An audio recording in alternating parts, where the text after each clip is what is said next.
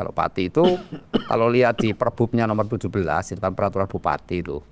Saya lihat memang sebenarnya sangat rasional gitu, masuk akal bahwa dia harus dihadapkan oleh kenaikan itu. Karena apa? Karena anggaran APBD lah kira-kira seperti itu kecil sekali, cuma 36 miliar. Kalau memang di situ ada transportasi gratis, semua digratiskan, mungkin PBB itu menjadi trigger untuk pelayanan publik itu. Tapi kalau kemudian masih serba berbayar, ini kan artinya negara berbisnis dengan masyarakatnya. Rata-rata daerah kita itu sekitar 75-80% dari 500 kabupaten kota itu ya yang tergantung transfer ke daerah. Jadi geser sedikit aja, berkurang sedikit saja, mereka sudah bingung. Karena tadi ketidakmampuan untuk berinovasi meningkatkan PAD-nya. Apa solusi cepatnya?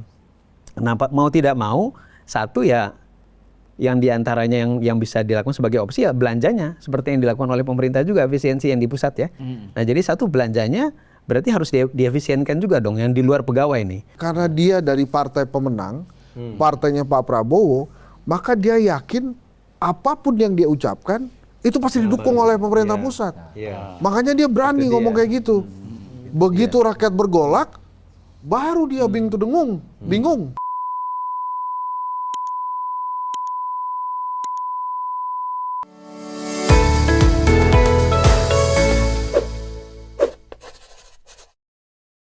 Dari Studio Grand Unpacking Indonesia, Pejaten Raya, inilah Majelis Antitesis.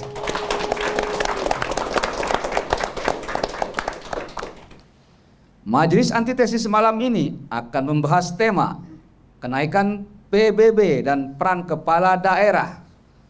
Bersama kami telah hadir narasumber sebagai berikut. Bapak Trubus Rahadiansah, pengamat kebijakan publik dan dosen Universitas Trisakti. Lihat sana. Hah? Lihat saja. Lihat ke sono. Bapak Tulus Abadi, Ketua Forum Konsumen Berdaya Indonesia. Selamat. Tadi. Bapak Henry Satrio, analis politik Universitas Paramadina. Bapak Muhammad Faisal, Direktur Eksekutif KOR. Dan Bapak Eko Listianto, Wakil Direktur Indef. Dan inilah Presiden Majelis Antitesis, Zulfan Lindan. Dan bersama kami telah hadir para mahasiswa dan mahasiswi dari Universitas Muhammadiyah Jakarta.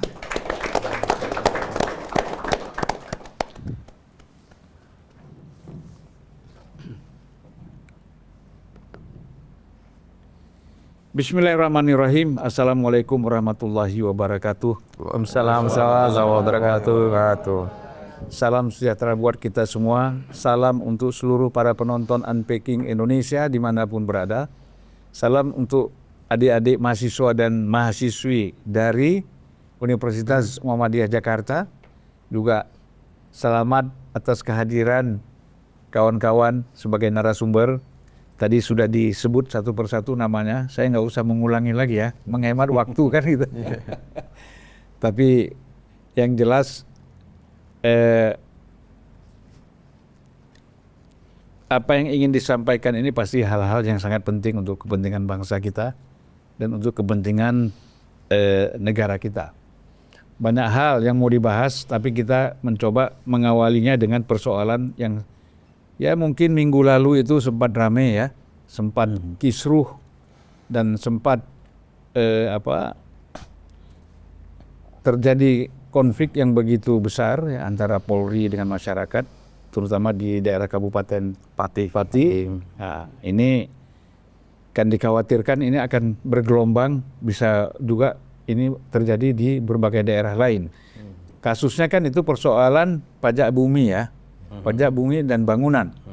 Nah, yang sebenarnya tidak perlu terjadi karena kita kan detailnya nggak tahu nih. Kita tahunya ada persoalan ini. Nah, masyarakat ini kan melihat ada isu seperti ini dengan media sosial begitu cepat meluas, kemudian ditangkap oleh masyarakat, dipahami bahwa ini ada kesewenang-wenangan, langsung gampang itu menggerakkan masyarakat. Apalagi dikembangkan isu, ada yang naikkan 400%, ada yang 1000%, ada macam-macam lah versinya ini. Nah, untuk menjawab ini tentu kita nanti akan kasih pertama ini Pak Trubus Rahadiansah, pengamat kebijakan publik dan juga dosen Universitas Trisakti. Masih ya Bang? Masih. Guru besar di situ. Guru besar di Universitas Trisakti. Kalau Trisakti ingat 98. Ya. Beliau pelakunya dulu, pelakunya yang bikin seru-seru ya. Jangan-jangan aktor intelektualnya juga. Ya, betul. Asli kalau itu ya. Nah ini kan macam-macam Bang. Ada yang mengatakan ini di belakang gerakan ini ada aktor intelektual, ada rekayasa, ada macam-macam, ada berbagai kepentingan. Sehingga terjadilah yang namanya demonstrasi besar itu melebihi 50.000 orang. Itu kalau untuk satu kabupaten luar biasa. Ya. Kalau di Jakarta terjadi demonstrasi segitu besar itu biasa. Malah kecil 50.000. Ya. Tapi ini di kabupaten seperti ini memang awalnya kan ditantang oleh bupati juga. Saya datang 50.000 pun nggak ada masalah. Ya. Akan saya hadapi ya. Saya datang 50.000 mulai kacau kan. Nah, jadi masyarakat itu jangan dipanas-panasi oleh orang yang memang jadi masalah. Ya kan gitu. Nah, jadi Bang Trubus, Prof. Trubus silakan dah. Bagaimana tadi saya tambahkan sedikit. Ini awal cerita, bagaimana ceritanya kok bisa muncul niat atau semangat kepala daerah menaikkan PBB ini. Ini berkaitan dengan ada pernyataan dari Menteri Keuangan ya. Iya. Silakan. Iya, kalau dari sisi kebijakan publik sebenarnya keluarnya Inpres nomor 1 ya 2025 itu yang mengenai efisiensi. Kemudian keluar lagi sekarang peraturan PMK nomor 56 itu memberikan nuansa bahwa memang masalah transfer dana daerah itu menjadi problem. Karena apa? Karena yang kita lihat banyak daerah kemudian kelimpungan, bingung menghadapi turunnya begitu banyak TKD dan beberapa hal yang sebenarnya istilahnya itu diambil oleh pusat. Kalau kita lihat di pasal 17 ayat 1 dan sampai ayat 2 itu jelaskan bahwa memang semua yang berkaitan dengan kepentingan efisiensi itu diambil semua oleh pemerintah pusat. Jadi itu yang menyebabkan kemudian daerah sepertinya kebingungan karena apa? Karena semua potensi, semua yang berkaitan selama ini dinikmati oleh daerah kaitannya dengan kesehatan fiskal lah, gitu, atau pengelolaan keuangan, jadi dihadapkan oleh dilema. Kalau memang tidak menaikkan, ya terpaksa juga harus menaikkan. Nah, di satu sisi memang payung hukumnya sendiri, saya melihat Undang-Undang Nomor 1 tentang hubungan keuangan pusat dan daerah HKPD itu menjadi problem di situ. Karena undang-undang itu disusun sangat cepat sekali, itu lebih cepat dari undang-undang Ciptaker sebenarnya, kilat itu super kilat. Dan itu menjadi momok pertama kali karena apa? Disusun pada era Pak Presiden Pak Joko Widodo. Tetapi kemudian di situ kita lihat bahwa daerah diberikan kewenangan untuk mengambil hal-hal yang berkaitan dengan sumber pendanaan. Nah, itulah awal mula kita lihat momen munculnya persoalan. Nah, yang kedua saya melihat beberapa daerah kemudian meresponnya dengan cara-cara yang berbeda-beda. Nah, kebetulan yang kita lihat sekarang Pati. Kalau Pati itu kalau lihat di Perbupnya nomor 17 itu kan peraturan bupati itu. Saya lihat memang sebenarnya sangat rasional gitu, masuk akal bahwa dia harus dihadapkan oleh kenaikan itu. Karena apa? Karena anggaran APBD lah kira-kira seperti itu kecil sekali, cuma 36 miliar. Sementara dia waktu diskusi itu Pak Bupatinya menjelaskan untuk biaya birokrasi dan sebagainya itu macam-macam itu pengeluarannya nyaris mendekati 200 miliar. Maka otomatis semua kepala daerah dihadapkan oleh kesulitan. Nah, kalau di Pati sendiri memang 14 tahun itu tidak naik dan harusnya 2011 sudah naik. Tetapi kenapa tidak dinaikkan? Nah, sepertinya Bupati sekarang menyalahkan yang sebelumnya. Tetapi kan tidak tahu bahwa itu suatu nuansa politik lah ya kepentingannya agar tidak terjadi istilahnya itu gejolak di masyarakat, kira-kira seperti itu. Tetapi kalau kita lihat lebih luas sebenarnya di daerah-daerah lain, jadi kalau dia kenaikannya 250% itu sebenarnya sah-sah saja gitu, boleh karena di undang-undangnya itu aturan sendiri sebenarnya kan memang pajak itu 3 tahun sekali harus dievaluasi sebenarnya. Jadi boleh naik 3 tahun naik. Tetapi kan persoalannya mengenai pajak itu sesuai dengan Undang-Undang 23 tentang pemerintahan daerah itu menjadi kewenangan daerah. Nah, jadi daerah kalau kecuali kalau PPN atau PPNBM itu kewenangan pusat. Kalau ini pajak itu murni PBB. Nah, PBB itu kewenangan daerah plus restribusi sebenarnya. Nah, cuman di dalam membuat kebijakan itu, nih kalau kebijakan publik, harusnya itu melalui proses-proses yang disebut dengan proses partisipatif publik gitu. Kira-kira seperti itu sumber masalahnya dari sana. Paling nggak dibahas di DPR lah ya. Ya, jadi harusnya ideal itu kan kalau bupati ini konsultasi dulu atasannya adalah gubernur. Kalau gubernur kan di situ ada nama gubernur itu kan WPP, wakil pemerintah pusat di daerah sesuai ketentuannya. Kemudian dihadapkan lagi istilahnya diskusi juga, misalnya minta pertimbangan dari Kemendagri, karena Kemendagri itu ada Dirjen Bina Keuangan Daerah. Nah di situ kira-kira ya menanyakan lah kira-kira seperti itu. Kalau misalnya dinaikkan 200% atau 150% seperti apa? Seperti itu. Nah, itu pun kalau disetujui harus juga dikembalikan sesuai ketentuannya itu ada di Perda Peraturan Daerah, bukan Perkada Peraturan Kepala Daerah. Kalau Perda berarti itu harus melalui pertimbangan DPRD. Nah, kalau menurut DPRD berarti panjang lagi karena apa?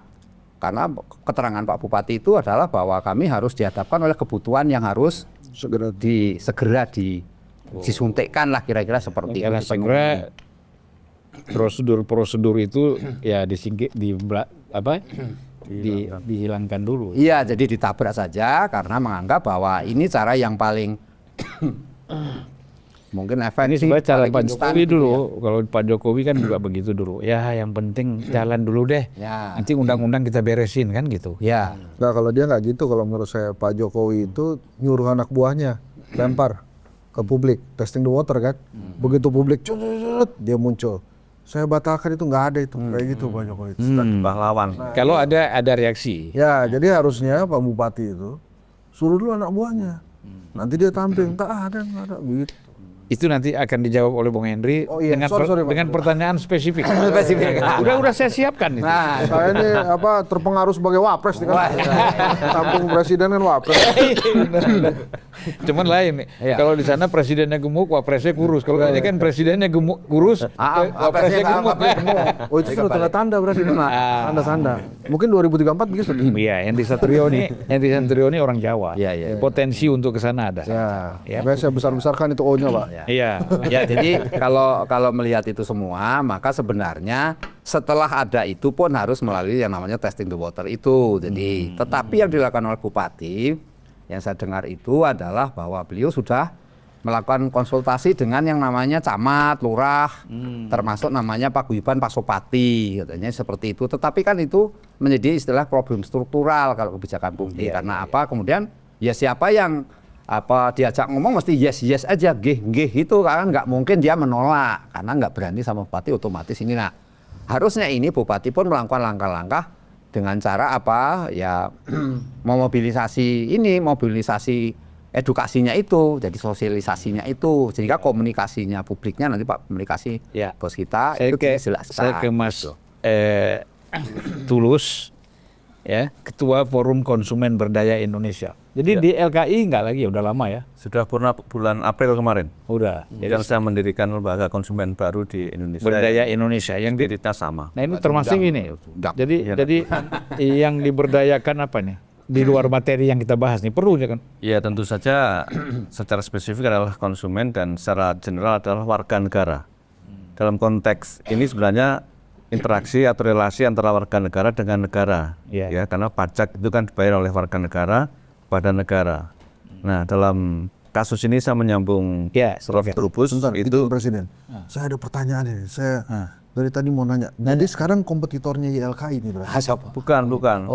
Gini, di Indonesia ini ada 250 lembaga konsumen yang terdaftar secara absah. dan itu mandat di Undang-Undang Perlindungan Konsumen. Kita justru didorong oleh Undang-Undang Perlindungan Konsumen bahwa masyarakat bisa menginisiasi terbentuknya lembaga konsumen di masing-masing daerah. Jadi setiap daerah bisa aja ada 1, 2, 3, bahkan di nasional juga demikian. Oh, terdaftarnya Di Kementerian Hukum dan juga ada namanya TDLPK, Tanda Daftar Lembaga Konsumen Indonesia di Dinas Perdagangan masing-masing gitu.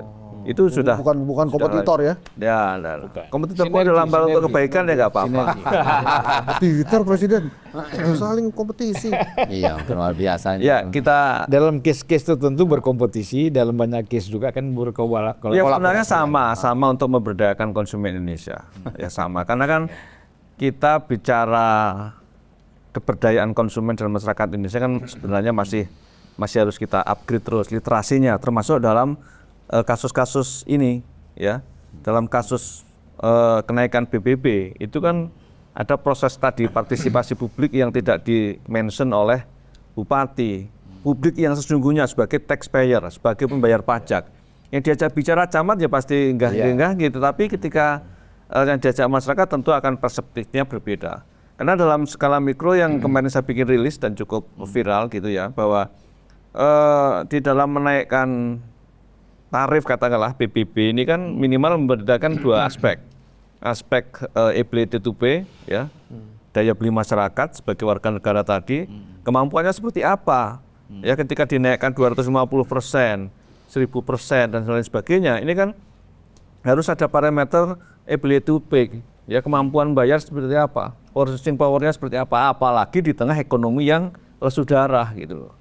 Dan kedua, dari aspek willingness to pay, kemauan membayar. Nah, kemauan membayar ini kan terkait dengan bagaimana kualitas dan keandalan public services di daerah masing-masing.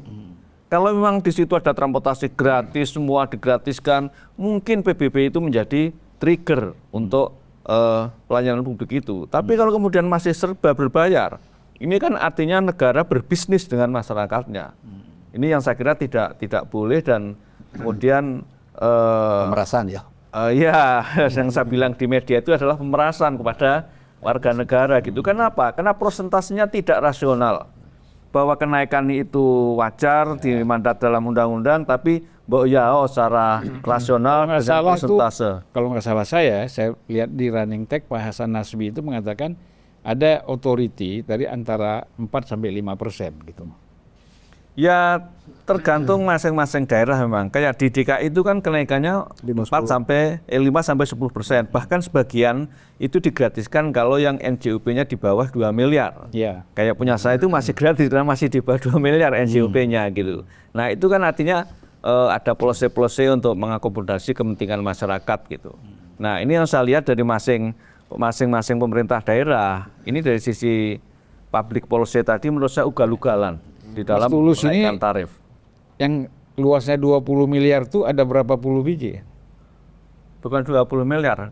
NJUP 2 miliar kan? NJUP 2 miliar kan di bawah NJUP. Ya. Kena NJUP. Ya kira-kira ada berapa itu? Ya kita nggak tahu berapa jumlah itu, tetapi kan ini bentuk sebagai kayak subsidi silang ya. Di satu sisi ada sebagian masyarakat yang dibebaskan, di sisi lain mungkin ada yang progresif tapi kan tetap terukur ya. Tapi mungkin kita nggak bisa menyamakan DKI yang memang PAD-nya luar biasa besar ya. Tetapi kalau kemudian pemerintah daerah menaikkan sampai angka 250, 400 sampai 500 bahkan 1000, ini menurut saya ugal-ugalan. Ya walaupun tadi ada background dari pemerintah pusat, tetapi ini juga menunjukkan bahwa karena minimnya minimnya kreativitas pemerintah daerah dalam menggali PAD ya. Karena mungkin satu-satunya PAD itu yang dijadikan objek eksploitasi untuk menaikkan PBB secara ugal-ugalan itu. Jadi kayak panik ya, bisa nggak kita bilang gitu? Kayak panik karena anggaran kurang semuanya kan sekarang bingung. Ya, betul panik, tetapi dengan besaran seperti itu kan menciptakan kepanikan baru yang bisa berujung pada politik tadi kan. Memang dalam kasus Pati itu kan menurut saya lebih dipicu oleh pernyataan arogansi bupatinya yang menantang tadi. Kalau yang nggak menantang, akomodatif dan lain sebagainya, mungkin bisa lebih adem lah. Dan saya juga dengar, sebenarnya kenaikan 500% atau persentase yang sampai ratusan itu, tahun 2015 itu wali kota Bogor itu menaikkan PBB-nya sampai 500% ketika zamannya Yang jadi wamen sekarang. Wamendagri. Mungkin idenya dari situ. Bisa kan? jadi, karena ini kan dari pusat ya. Nah, tetapi waktu itu kok saya lihat nggak ada gejolak, ya nggak ada gejolak. Walaupun waktu itu wali kota itu mempersilahkan masyarakat untuk mengajukan keberatan, ya. Nah, ketika dia mengajukan keberatan, akan diseleksi mana yang keberatan dan memenuhi syarat itu kemudian dibebaskan. Tapi kalau yang memang punya kewajiban secara ekonomi untuk membayar itu, akhirnya ya tetap kenaikan 500%. Saya kemarin baru diskusi dengan Ketua PHRI di Kota Bogor seperti itu gitu. Jadi sebenarnya ini bukan kali pertama kenaikan sampai ratusan persen. Wali Kota Bogor 2015 menaikkan 500%, tapi tidak terjadi horek tadi, tapi dengan model akomodasi bahwa silakan yang keberatan mengajukan, kemudian ada proses mediasi dan nampaknya tetap jalan gitu. Walaupun saya tidak merekomendasikan untuk kenaikan yang ugal-ugalan itulah. Iya. Mas, kita sekarang kan dari Indef ini kan pasti data kita lebih banyak ini Mas Eko. Iya. Ya. Mungkin Indef kan selalu tuh mengumpulkan informasi, data secara detail ya. Nah, saya mau tanya sebenarnya gini. Ini detailnya seperti apa ya Mas? Karena begini, kita tahu ini kan garis besarnya aja nih. Tiba-tiba ada kenaikan PBB segala macam. Maksudnya begini, apakah seluruh pada level masyarakat atau ini hanya kelas menengah ke atas saja? Ya kan? Keresahan begitu ini kena kelas menengah ke atas, mereka resah, kemudian tentu bisa pengaruhnya kepada masyarakat bawah kan? Iya. Nah, ini gimana Mas? Ya, kalau kita lihat dari indikator ekonomi ya, situasi perekonomian kalau dikaitkan dengan daya beli tadi, itu justru menengah ke bawah yang paling saat ini tuh sebetulnya quote-unquote menderita gitu ya. Jadi udah kelihatan dari katakanlah uang mereka di bank itu simpenannya semakin kecil, semakin tipis gitu. Iya. Yang biasanya bahkan ketika COVID itu rata-rata ya masyarakat simpanannya di bank itu masih di atas 2 juta ya, 2,5 juta. Itu kondisi pandemi ya, mungkin karena mau kemana-mana mall tutup juga gitu. Iya. Sekarang itu angkanya sudah di bawah 2 juta gitu, bahkan mendekati ke 1,5 juta. Jadi banyak orang kemudian menggunakan tabungannya ya untuk mengantisipasi atau katakanlah ya kenaikan berbagai kebutuhan pokok begitu. Dan itu masif karena yang kita bicarakan ini adalah 90% dari rekening yang ada di masyarakat. Jadi valid sekali data itu gitu. Ketika dia bergerak turun, oh berarti ada persoalan di daya beli mereka begitu, dan terkonfirmasi. Jadi dengan situasi seperti tadi ya, komunikasi politiknya buruk gitu kan, ditantang gitu, dan masyarakatnya kemudian tanpa itu pun mereka juga sudah pasti protes ya, kalau cuma mungkin kanal protesnya belum besar gitu. Jadi situasinya seperti itu. Nah, mungkin agak sedikit ini ya menggambarkan pusingnya kepala daerah pada momen hari-hari ini gitu ya, dan mungkin juga tahun depan lebih pusing lagi. Itu adalah ketika keputusan efisiensi diambil ya dari Pak Trubus tadi, itu kan daerah itu sudah menyusun ini ya, APBD-nya itu sudah jadi, kira-kira begitu. Kalau pemerintah pusat ya kan ini ceritanya tuh efisiensi 250 triliun. 200 dari pusat, 50 diambilkan dari dana transfer ke daerah itu. Yang 200 tinggal dikonsolidasikan ke menteri-menteri yang kebetulan menteri-menteri baru semua rata-rata kan. Ada yang kepilih lagi tapi sebagian besar menteri baru begitu. Jadi lebih mudah secara konsolidatif gitu. Nah, yang daerah 500 daerah ini bingung kan, nah, mereka sudah ketok palu gitu kan, sudah merencanakan belanja tahun ini, tidak pernah terbayangkan oleh mereka bahkan bahwa anggaran transfer ke daerah itu akan dipotong begitu. Nah, sehingga kemudian yang mungkin kalau seperti DKI ya tenang-tenang saja, memang dia nggak ngandelin PBB gitu. Nah, penerimaannya lain ya, 80T di DKI itu sebagian besar bukan dari pajak bumi dan bangunan begitu. Nah, sehingga tapi bagi daerah lain yang rata-rata daerah kita itu sekitar 75-80% dari 500 kabupaten kota itu ya yang tergantung transfer ke daerah. Jadi geser sedikit aja, berkurang sedikit saja, mereka sudah bingung. Karena tadi ketidakmampuan untuk berinovasi meningkatkan PAD-nya. Jadi situasinya seperti itu. Nah, biasanya berapa sih sebetulnya per tahun itu? Nah, per tahun itu kalau beberapa tahun yang lalu itu sekitar 750 triliun dana TKD itu mengalir ke daerah. Tahun ini sebetulnya 900-an ya, biar gampang diingat angka bulatnya 900-an triliun. Terus kemudian dipangkas 50 triliun, jadi kalau 850. iya 850. Jadi outlook-nya oleh Kementerian Keuangan kalau terserap semua itu terdisburse gitu ya ke daerah itu 850. Tahun depan kenapa saya bilang lebih pusing lagi karena angka di RAPBN kemarin yang dibacakan oleh Pak Presiden itu adalah 650 triliun. Jadi kepangkas lagi. 240. Ya, hampir sekitar kalau dibandingkan dengan outlook tahun ini itu sekitar 24,8% turunnya ya. Jadi seperempat itu akan turun di tahun depan dipangkas dan itu besar banget menurut saya karena ya tadi. Nah, problemnya lagi adalah tadi beberapa daerah kira-kira curi start naikin ada yang tidak di demo gitu. Ini kan sekarang udah nggak mungkin mereka. Kalau berani naikin PBB nggak ada yang berani saya rasa gitu ya karena Pasti demo. iya, situasi terbarunya adalah ya ada yang memulai di Pati itu dan kemudian terjadi masalah gitu kan. Yang lainnya nggak pengen kena masalah, tentu pilihannya cuma dua gitu kan. Kalau tidak bisa kreatif menaikkan PAD di luar dari retribusi dan pajak daerah, ya satu-satunya adalah efisiensi di pengeluaran mereka begitu. Mas Eko itu tadi ya izin Presiden. Iya, silakan. Yang tadi data bahwa tabungan masyarakat sudah di bawah 2 juta rupiah itu di daerah mana? Karena Istana tuh pernah bilang kalau kritik itu pakai data jangan pakai perasaan. Kan kalau udah di bawah 2 juta itu kan udah perasaan itu yang main. Itu ada di daerah mana itu? Pertanyaan wakil istana berarti. Saya Oke, jadi Informasi istana. latihan. data agregatnya itu di LPS ya. Dia secara rutin bulanan gitu mengupdate ke masyarakat gitu ya. Dan ini bagus ya saya rasa untuk menggambarkan situasi tabungan kita terkini seperti apa begitu. Nah, terus ya itu kalau dipecah-pecah lagi memang kita nggak dapat sama detail sampai kabupaten Pati berapa enggak ya, tapi secara agregat kalau kita lihat itu mewakili sekitar 98% para penabung. Jadi penabung kita itu sebagian besar ya rekening-rekening ya itu memang kecil tabungannya rata-rata itu. Mereka punya tabungan dan kecil gitu. Nah, Itu diblokir, ya kan? ya kemarin itu ya cerita kemarin saya kena dampak juga itu.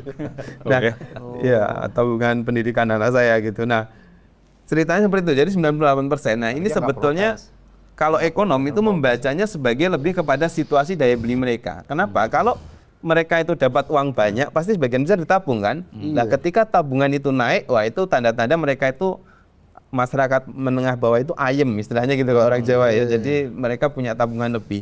Ketika itu diambil, nah itu berarti tanda-tanda tuh. Berarti ada masalah di dalam income mereka, di pendapatan mereka mungkin turun pada saat ini. Tapi ada data lagi, ini mungkin nanti Mas Faisal, Mas dari KOR ya, itu lebih detail lagi. Saya kemarin kebetulan ikut kajian tengah tahun dia tentang evaluasi tabungan daerah ya. Jadi biasanya daerah-daerah itu menyimpan uang di bank, tidak sekedar disimpan, tapi memang ditujukan untuk penerimaan. Dan angkanya kemarin saya kutip aja dari KOR, Mas Faisal bisa menjelaskan, itu menurun. Jadi artinya biasanya itu disimpan, terus sering dulu zaman era Pak Jokowi sering dikritik oleh kepala daerah itu supaya segera menyalurkan APBD-nya begitu kan, disimpan untuk dapat penerimaan. Tapi kali ini itu tiba-tiba turun, jadi rata-rata itu turun. Tapi bukan untuk jadi belanja infrastruktur atau belanja yang produktif, tapi dugaan kami ya, dugaan saya terutama itu sekedar untuk belanja birokrasi. Karena kan mereka harus gaji pegawai-pegawai di daerah itu kan tertumpu pada APBD. Nah, saya nggak paham Mas Eko. Kemarin kan katanya indeks di atas 8.000 tuh. Kok ceritanya berbeda di kalangan rakyat malah di bawah 2 juta pembangunan tabungannya? Ya kalau kita bicara masyarakat menengah bawah ya, indeks IHSG gitu ya, kurs rupiah pada beberapa aspek tidak terlalu merepresentasikan situasi di bawah. Ya sebenarnya lebih banyak harusnya kita ngelihatnya dari bagaimana terkait misalkan yang narik BPJS-TK begitu ya, terus kemudian rekening tadi yang di bawah 100 juta itu seperti apa pergerakannya, itu lebih memberi gambaran Mas Hendri ya. Dan juga harga-harga Itu pangan seperti Pak Prabowo bilang kan, masyarakat kita tidak ada urusan dengan IHSG. Nah, benar. Karena itu tadi kan Perhitungan. Pak JK juga pernah bilang tuh pasar Tanah Abang itu lebih real daripada pasar di itu ya. Betul. Tapi kalau saya lihat kondisi tadi yang diceritakan Mas Eko, memang yang paling yang paling tenang terhadap kondisi ini ya Mas Tulus, karena tulus aja kan. Iya tulus. Ikhlas ya aja. Karena abadi lah itu ya. Abadi. Nah, tulus dan terubus. Ayo, jadi tubus terus ya. Mas Faisal, Ya. ya apapun ya persoalan-persoalan seperti ini problem, kan gitu. Yang diharapkan tadi kan solusinya nih seperti apa kita harus ambil. Kor kan mungkin udah punya kajian-kajian kan. Apa sih solusinya? Sebenarnya kan persoalan ada penurunan tadi yang transfer ke daerah, itu kan karena ada keterlambatan kan. Itu juga problem kan, bikin orang panik tuh. Bukan terlambat ya. Sebelum kalau itu sudah tiap tahun, tapi kalau yang tahun ini efisiensi plus juga ya kondisi ekonomi secara keseluruhan lah. Iya. Gitu. Jadi sebelum saya yang melanjutkan solusi ya Bang, ya. Jadi kondisi ekonomi kita sekarang itu sudah akhirnya konsekuensinya udah sampai ke fiskal dan fiskal ke daerah. Jadi kalau yang kita dengar selama ini kan ke perekonomian sektor real ya, PHK, kemudian kemarin kita dengar di fiskal itu juga sampai penerimaan kita di awal-awal itu defisit ya turun pertumbuhannya, dan itu pertama kali ya kalau nggak salah setelah pandemi. Nah sekarang itu sudah sampai ke daerah karena respons dari pemerintah yang sejak awal memang satu efisiensi ya, memotong transfer ke daerah, dan plus juga kondisi ekonominya sendiri yang memang mengalami perlambatan di domestik dan di global, dan itu mempengaruhi juga pembayaran pajak, baik itu pajak yang ke pusat maupun juga ke daerah. Nah, ketika kemudian yang dipotong itu TKD 50 triliun, nah ini melanjutkan yang tadi, ini respons daerah itu berbeda-beda, tergantung dia ketergantungannya terhadap TKD seberapa besar. Nah tapi memang sebagian besar bergantung pada transfer ke daerah. Kalau kita lihat Pati ini sebetulnya dia kalau proporsi PAD-nya terhadap total APBD dia itu 16%. Kalau ukuran kabupaten itu nggak jelek-jelek amat sebetulnya, ya. Ada yang lebih rendah lagi, rata-rata tuh di bawah 10%, 1 digit. Contohnya yang ikut bereaksi juga tuh Bone. Bone itu PAD-nya itu 9% terhadap total APBD. Jadi artinya sebagian besar dia memang bergantung pada transfer ke daerah gitu. Nah, tapi transfer ke daerah juga kita perlu bedah. Tidak semuanya itu dikurangi karena efisiensi, kan ada juga yang bagi hasil. Daerah-daerah yang kaya, misalnya kayak Bengkalis itu bagi hasil sampai 90% APBD dia. Jadi dia kaya sekali gitu. Nah, jadi artinya tadi kalau berbicara Bogor misalnya ya, Bogor itu termasuk yang PAD-nya proporsinya sekitar 43% terhadap total APBD dia. Jadi jauh dibandingkan Pati 16%, Bone tadi 9%. Jadi relatif mereka lebih settle, lebih mampu. Umumnya sih biasanya kalau yang dekat-dekat kota itu sih, yang 2015 itu kota atau kabupaten? Kota. Oh, Nah, ya. apalagi yang kota, ini saya cerita tadi yang 43% itu kabupaten. Nah, karakteristiknya makin urbanized kota, biasanya PAD-nya juga makin tinggi proporsinya gitu. Karena jumlah penduduk, aktivitas ekonomi dan sebagainya. Nah, ditambah lagi 2015. Jadi faktor timing juga, faktor waktu mempengaruhi. 2015 sebelum pandemi ya. Apapun setelah pandemi kita tahu bahwa dari indikator-indikator ekonomi kita lihat termasuk daya beli itu memang belum pulih jauh, masih agak jauh dibandingkan sebelum pandemi. Sehingga juga menjadi lebih sensitif ketika ada kenaikan pungutan oleh pemerintah. Kita ingat waktu PPN aja untuk naik 11 ke 12, nah itu kan bergejolak ya. Nah ini juga sama, jadi mengenakan 500% kenaikan PBB 2015 sama setelah pandemi itu jelas beda dari sisi timing. Yang kedua, kondisi daerah seperti di Bogor ya.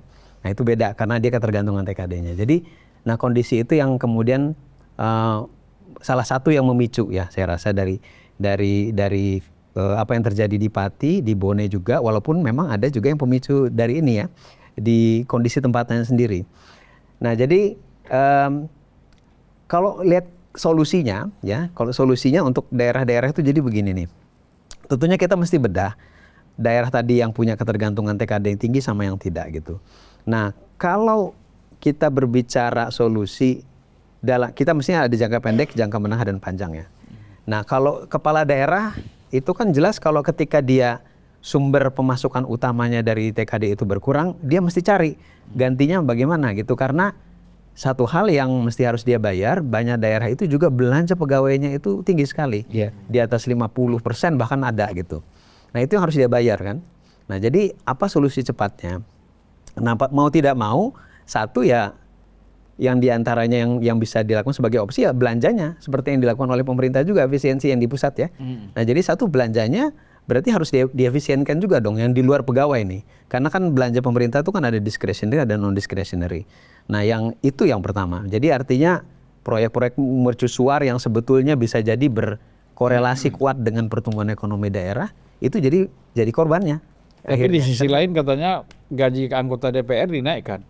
DPR dan DPRD itu juga. Nah itu jadi kalau pertumbuhan 5,12% berarti terus meragukan ya kalau penjelasannya ini kan jadi. Nah, kalau itu sih kita udah bahas panjang lebar sebetulnya. Ya kalau itu kita bisa ceritakan lebih panjang lagi karena intinya sih memang kita tidak bisa mendapatkan justifikasi sejauh itu. Tapi kita berbicara nanti teknis sekali ya masalah investasi, masalah konsumsi rumah tangga. Tapi satu tadi solusi yang tepatnya kalau saya jadi kepala daerah misalnya nih ya. Nah, dalam kondisi daerah saya bergantung pada transfer ke daerah. Ketika dipotong, nah sekarang saya harus cari yang paling cepat apa dulu gitu. Apalagi misalnya kalau saya ini tahun pertama saya memerintah. Nah, tahun pertama tentunya saya ingin membuktikan dong ini ya janji-janji saya. Nah, satu ya belanjanya dipangkas gitu. Tapi itu kan jadi tidak populis ya karena kalau belanja dipangkas tentu saja banyak pelayanan masyarakat itu yang harus dikurangi ya. Jadi yang lainnya adalah menaikkan pajak daerah. PBB ini adalah pajak daerah yang paling besar proporsinya terhadap sekian banyak pajak daerah yang lain dibandingkan misalnya BPHTB, pajak reklame, restoran, hotel dan lain-lain. Kecuali Bali ya. Kecuali Bali mungkin ya. Iya. Nanti ini secara umum seluruh Indonesia. Nah, jadi pertama yang paling mudah mungkin ya dalam tanda kutip karena proporsinya besar dan juga pajak terhadap bumi dan bangunannya inilah gitu. Apalagi tadi ada justifikasi 14 tahun belum pernah dinaikkan. Nah, jadi ini adalah justifikasinya gitu. Nah, jadi maksud saya bukan saya membenarkan itu tadi ya, tapi ini logik dibanding dibalik keputusan itu. Iya, betul gitu. Nah, jadi itu yang dilakukan daripada dia pangkas belanja. Jadi kalau solusinya seperti tadi sebetulnya kita bisa ngambil solusi-solusi yang dibahas tadi tuh. Kalau mau misalkan naikkan PBB, ada gradual, ada komunikasi dan sebagainya gitulah ya. Nah, tapi dalam kondisi ini solusi jangka pendek itu terbatas jelas gitu. Nah, di samping itu tadi naikkan atau belanjanya dipangkas gitu. Nah, tapi ada jangka menengah juga sebetulnya menurut saya dan jangka menengah ini contohnya tuh nggak banyak, tapi ada beberapa daerah yang melakukan itu dengan baik menurut saya. Beberapa daerah seperti Banyuwangi itu, nah, jadi dia memanfaatkan semua pengadaan barang dan jasa di daerahnya itu untuk ekonomi di dalam kabupatennya. Jadi dia beli barang apapun ya dari situ. Mau walaupun dia bisa yang lebih murah dari daerah lain misalnya, enggak, dia beli di situ. Jasa juga memakai jasa kuli, memakai jasa apa gitu di situ aja. Itu karena walaupun mungkin sedikit lebih mahal, tapi dia memutar ekonomi meningkatkan income masyarakat di dalamnya gitu. Dan itu pada akhirnya akan berkorelasi dengan peningkatan penerimaan gitu. Nah, itu yang menengah. Sebetulnya ada satu lagi juga, tapi yang ketiga cuman mungkin agak terlalu panjang kan. Yang ketiga saya pikir begini, kondisi ini tuh bukan hanya kita melulu memikir apa solusinya oleh daerah sendiri. Ini mesti ada dari pusat juga. Ya. Karena ini tidak lepas daripada masalah panjang tadi yang disebutkan juga nggak salah hubungan pusat dengan daerah. Ya, nah itu jadi banyak sebetulnya kan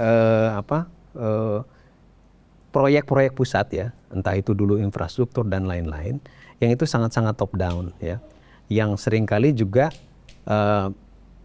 agak punya dalam jangka pendek paling tidak dampaknya terhadap daerah itu masih relatif minimal. Nah yang itu sebetulnya kalau dikelola dengan baik dari sisi planningnya, nah ini semestinya bisa berdampak juga pada ekonomi lokal dan juga pemerintah daerah. Banyak contohnya, bukan hanya infrastruktur ya, pembangunan smelter saja misalnya, nikel itu kan banyak hal yang menjadi pertanyaan di situ adalah banyak yang semestinya bisa dikontribusikan kepada pemerintah daerah gitu ya, tapi banyak yang tidak di bypass saja. Banyak pemerintah daerah itu tidak tahu apa yang terjadi, investasi yang masuk di daerahnya. Nah itu yang hal yang ketiga tuh yang saya pikir itu juga PR dari pusat itu menurut saya. Saya agak gini, ini Mas Eko sama Mas Faisal kan dua-duanya ahli ekonomi ya. Kenapa sih tiba-tiba kok kayak negara kita tiba-tiba nggak punya duit gitu? Maksud saya waktu 2024 nggak pernah kita ngomongin bakal terjadi kayak gini-gini 2025 nih, tapi tiba-tiba kayak gini aja. Sebetulnya apa sih apa informasinya nggak nyampe ke kita, atau pemerintahnya juga kaget juga jangan-jangan. Lah kok kayak gini kondisinya? Kayak gimana sih sebetulnya? Saya nggak pernah dengar waktu itu kita bakal kondisi kayak gini ya. Jadi kondisinya tuh kita fine-fine oke aja. Nggak ada jawab ya. Nggak ada aja ekonomi menjelaskan, nggak ada. Awal-awal itu Jadi gini saja. Iya tiba-tiba langsung jeger gitu. Ya, silakan Mas. problem utamanya salah satunya itu adalah tahun ini dan Ini problem apa masalah nih? ini masalah Masalah. Sama. adalah jatuh tempo utang tahun ini dan tahun depan itu memang bisa dikatakan hampir 2 kali lipat ya, kalau kita bandingkan dengan beberapa tahun yang lalu gitu.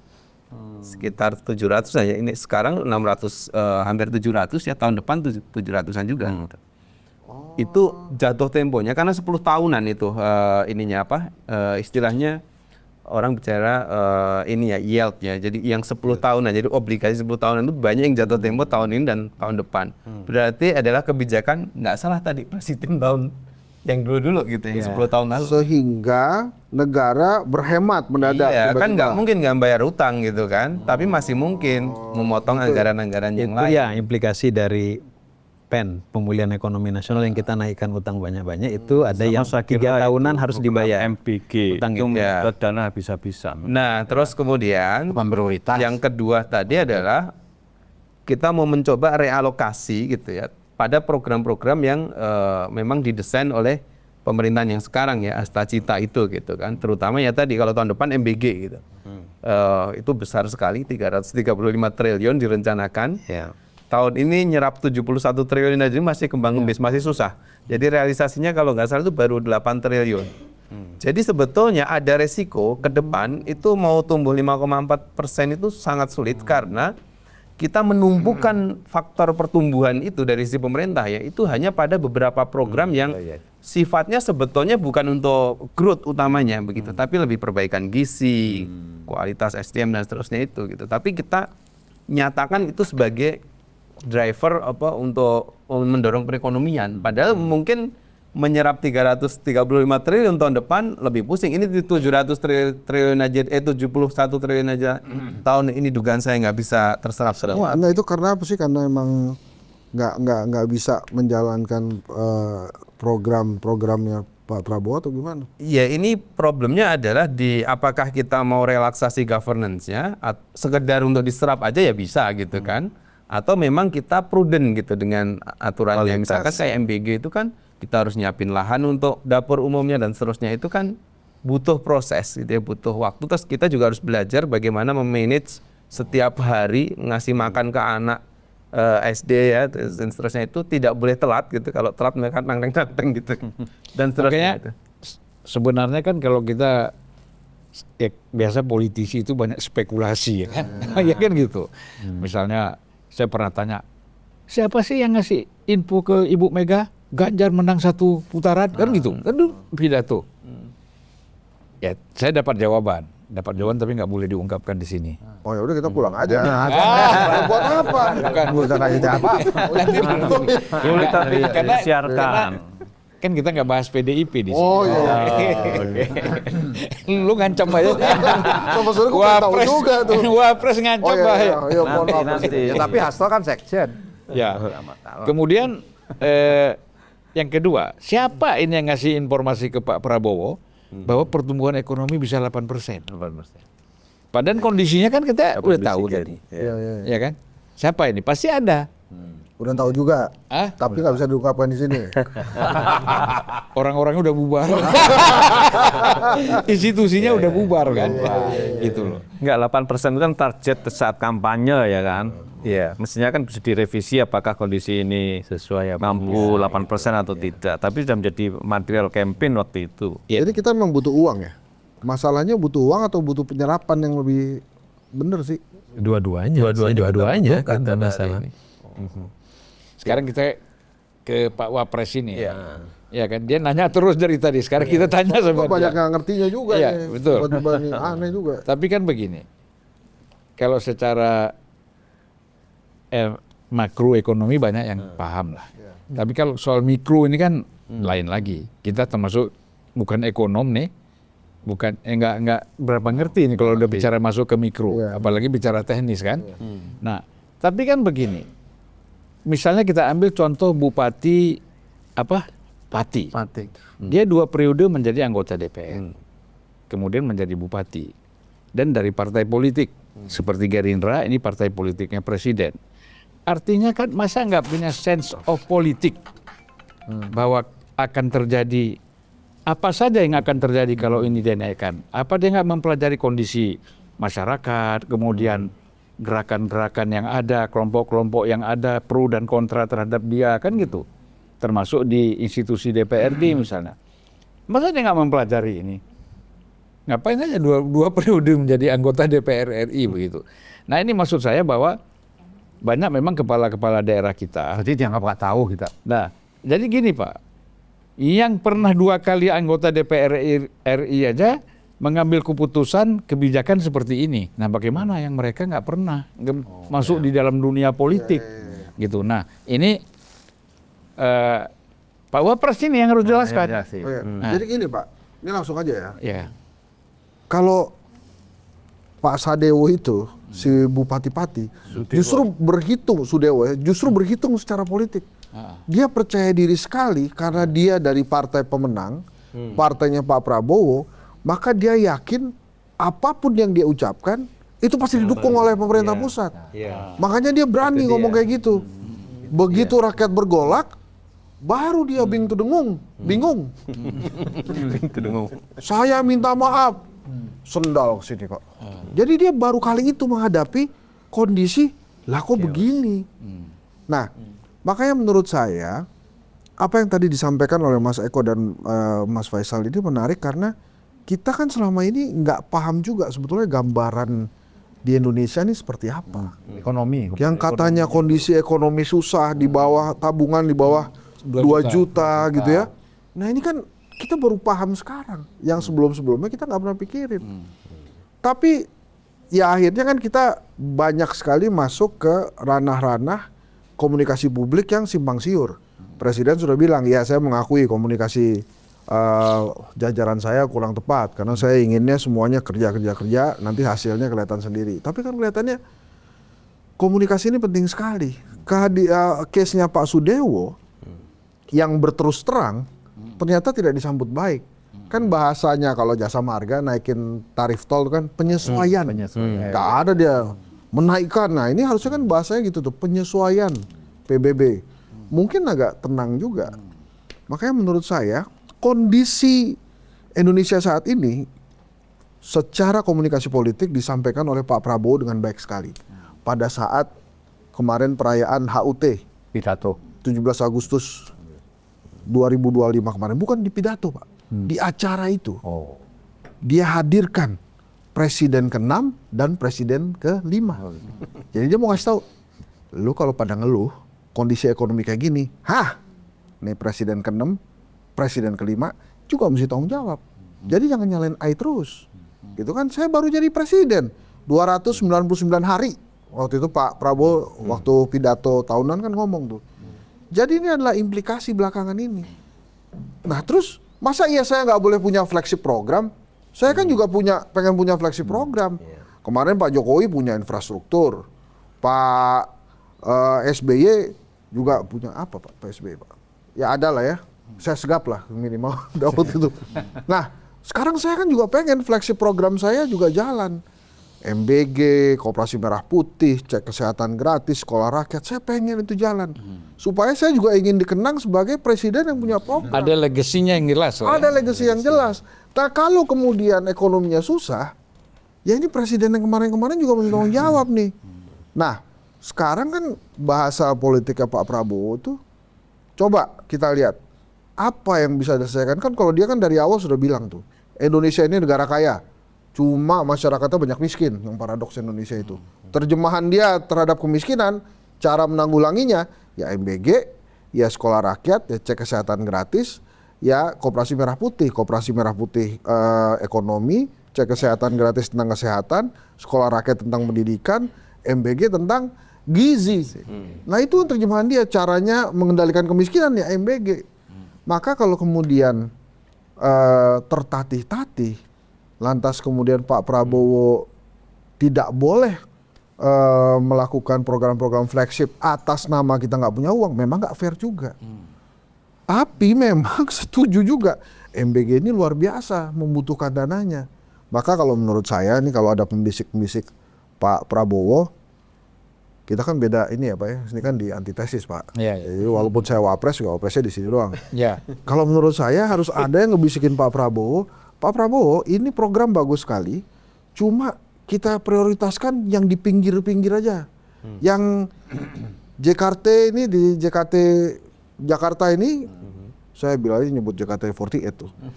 Yang di Jakarta ini nggak usah terlalu dipentingkan gitu, nanti aja. Tapi yang di daerah-daerah mungkin lebih perlu, sehingga tidak terlalu membebani dan kemudian kita bisa belajar penyerapan uang itu. Jadi memang kondisinya, kalau menurut saya memang komunikasi politiknya nggak bagus, sehingga muncullah arogansi di Pati itu. Tapi apakah dia berhitung secara politik? Dia berhitung Pak, tapi salah hitungannya. Kan beda ya, salah hitung sama nggak berhitung. Ternyata Tetapi dia kaget pertanyaannya juga. siapa yang bisa membisikkan Pak Prabowo dan didengar, itu dia. Ya kan ada hubungan bilateral antar negara Pak, ini presiden kan. Jadi maksud saya yakin kalau nanti di hashtag Pak Prabowo aja Pak, di YouTube-nya kali aja ditonton sama dia. Tapi bisikan-bisikan itu kan harus nyampe tuh ke dia. Mestinya. Bahwa kondisinya begini. Nah, sekarang apakah kita harus menyalahkan Sudewo? Ya secara fair, secara komunikasi politik salah Pak. Tapi dia juga pusing juga. Gimana Ya, cara saya salah. dapat uang? Nggak salah. Kalau dia ambil PPN kan PPN diambilnya sama Ibu Sri Mulyani kan? Jatahnya ke sana. Kebijakannya nggak salah dia. Nah, terus bagaimana saya harus mendapatkannya? Ya itu dipikirin sendirilah gitu ya, gimana caranya. Jadi luar biasanya rakyat Indonesia itu hari ini, lagi-lagi saya nggak nyalain Pak Prabowo ya, ini mungkin waktunya dia aja. Wah, begitu ketemu, ya masalahnya begini, uangnya tough, tabungan masyarakatnya menipis, harus bayar royalti kalau dengerin lagu, terus kemudian ada ancaman-ancaman lain, katanya kalau hajatan dipajakin dan lain-lain. Dan rekening diblokir. Dan ini diblokir, jadi dia pusing. jadi dia bingung juga gitu. Tapi kan strategi politiknya Dan Pak pajak itu Prabowo, udah di rukun Islam juga. yang mana Pak? Karena sama dengan zakat kan. Iya, Kata Sri Mulyani. pajak sama zakat sama. Oh, saya ini nggak ngerti agama, ini saya masuk sana, saya di. Enggak informasi ya. Iya. Enggak, Bu Sri Mulyani ngomong Iya gitu. udah ngomong Iya. nah, begitu. Ini Pak Prabowo kan strategi politiknya dua, merangkul semua. Yang kedua, dia percaya kalau elit politiknya rukun, maka pembangunan bisa dilaksanakan. Nah yang dia lakukan dua ini nih, minimal rukun dan merangkul semua, sehingga nggak ada yang terlalu berisik ngomongin ekonomi kita begini, ekonomi kita begini, ekonomi kita begitu gitu. Jadi ini yang dilakukan oleh Pak Prabowo saat ini menurut saya, dan ya cukup berhasil juga. Nah saran saya ke pemerintah, World Giving Index itu 3 tahun atau 4 tahun berturut-turut itu presiden menyampaikan bahwa tingkat kedermawanan rakyat Indonesia itu tertinggi di dunia. Iya memang. Tertinggi di dunia. Makanya kemudian Bu Sri Mulyani ngomongin zakat segala macam itu. Maksud saya, to the point aja. Pemerintah, Yat, gitu ya. Kita nggak punya duit nih, Yat. Tolong dong kita disumbang, Yat. Waktu COVID kan kita bisa tuh saling sumbang. Iya. Makanya saya pernah usul presiden ini, makanya usulan saya ini terus banyak ditentang oleh aktivis korupsi. Kan kita lagi butuh uang nih. Udah presiden kasih aja amnesti massal bagi para koruptor, asal duitnya dibalikin. Tapi nanti 2027 kalau ada yang korupsi lagi langsung seumur hidup. Misalnya begitu. Ya jangan gitu dong, kan nggak adil. Ya tapi negaranya lagi butuh uang sekarang. Momen. Iya, jadi maksud saya yang kemarin-kemarin itu udah diampuni aja, tapi lu balikin dong duitnya. Kan kemarin udah dinikmati, balikin lagi duitnya. Nah itu pasti kan pada ngomel juga tuh, nggak adil dong begini. Ya kita lihat kondisi negara kita saat ini gimana.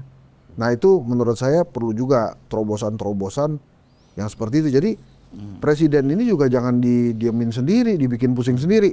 Dia keren juga kemarin ngajak Pak Jokowi sama SBY kan ngingetin kita. Oh iya itu presiden, ada presiden ke-6, ada presiden ke-5, dia baru menjabat 300 hari. Jadi apa yang terjadi hari ini ya karena imbasnya kebijakan-kebijakan presiden sebelumnya juga. 20 tahun. Walaupun kan kalau kaum oposisi yang oposan kepada pemerintah sekarang, logika itu kan, alasan itu kan yang tidak bisa diterima, gitu. Karena dia bilang sekalian aja kita salahin orde baru, ya kan? Kan gitu. Oh ya, santai disalahin juga kenapa kita merdeka, kan nggak lucu juga. Ya, makanya kalau dari sudut pandang oposan kan begitu. Tapi kalau orang yang memang bukan berarti dia pro pemerintah, tetapi kan mencoba mengkritisi, memberikan masukan terhadap situasi ini, gitu loh. Ya. Kalau salah menyalahkan seperti tadi kan, yang seolah Nggak ke kanan Pak, it's not right. iya. Nah, jadi Saya fair. jadi ya memang tidak mudah ya, untuk menyelesaikan masalah-masalah seperti ini dengan ya misalnya bicara utang. Utang itu mau dihitung sejak kapan? Oh iya. Iya kan? Kalau dihitung mundur kan panjang lagi ceritanya kan? Nah sekarang ini kan yang pemerintah yang sekarang berdampak aja dengan nilai yang begitu bengkak, misalnya hutang kita. Problem-problem, misalnya problem kita bicara belanja pegawai. Itu kan APBN kita 60% tuh belanja pegawai. Iya. Nah ini bukan sekarang ini terjadi kan, sejak dulu itu terjadi. Nah bagaimana mengatasi itu? Nah jadi marilah kita lihat ini kembali lagi dengan akal sehat. Ya. Persoalan-persoalan ini kan. Nah kita kasih dulu kepada adik mahasiswa-mahasiswi siapa yang sudah siap membicara. Oh Pak, sebelum ini Pak, saya boleh nggak nanya lagi Pak? Silakan. Itu waktu Pak Jokowi bilang 11.000 triliun di kantong itu dari mana sih sebenarnya hitungan 11.000 tuh?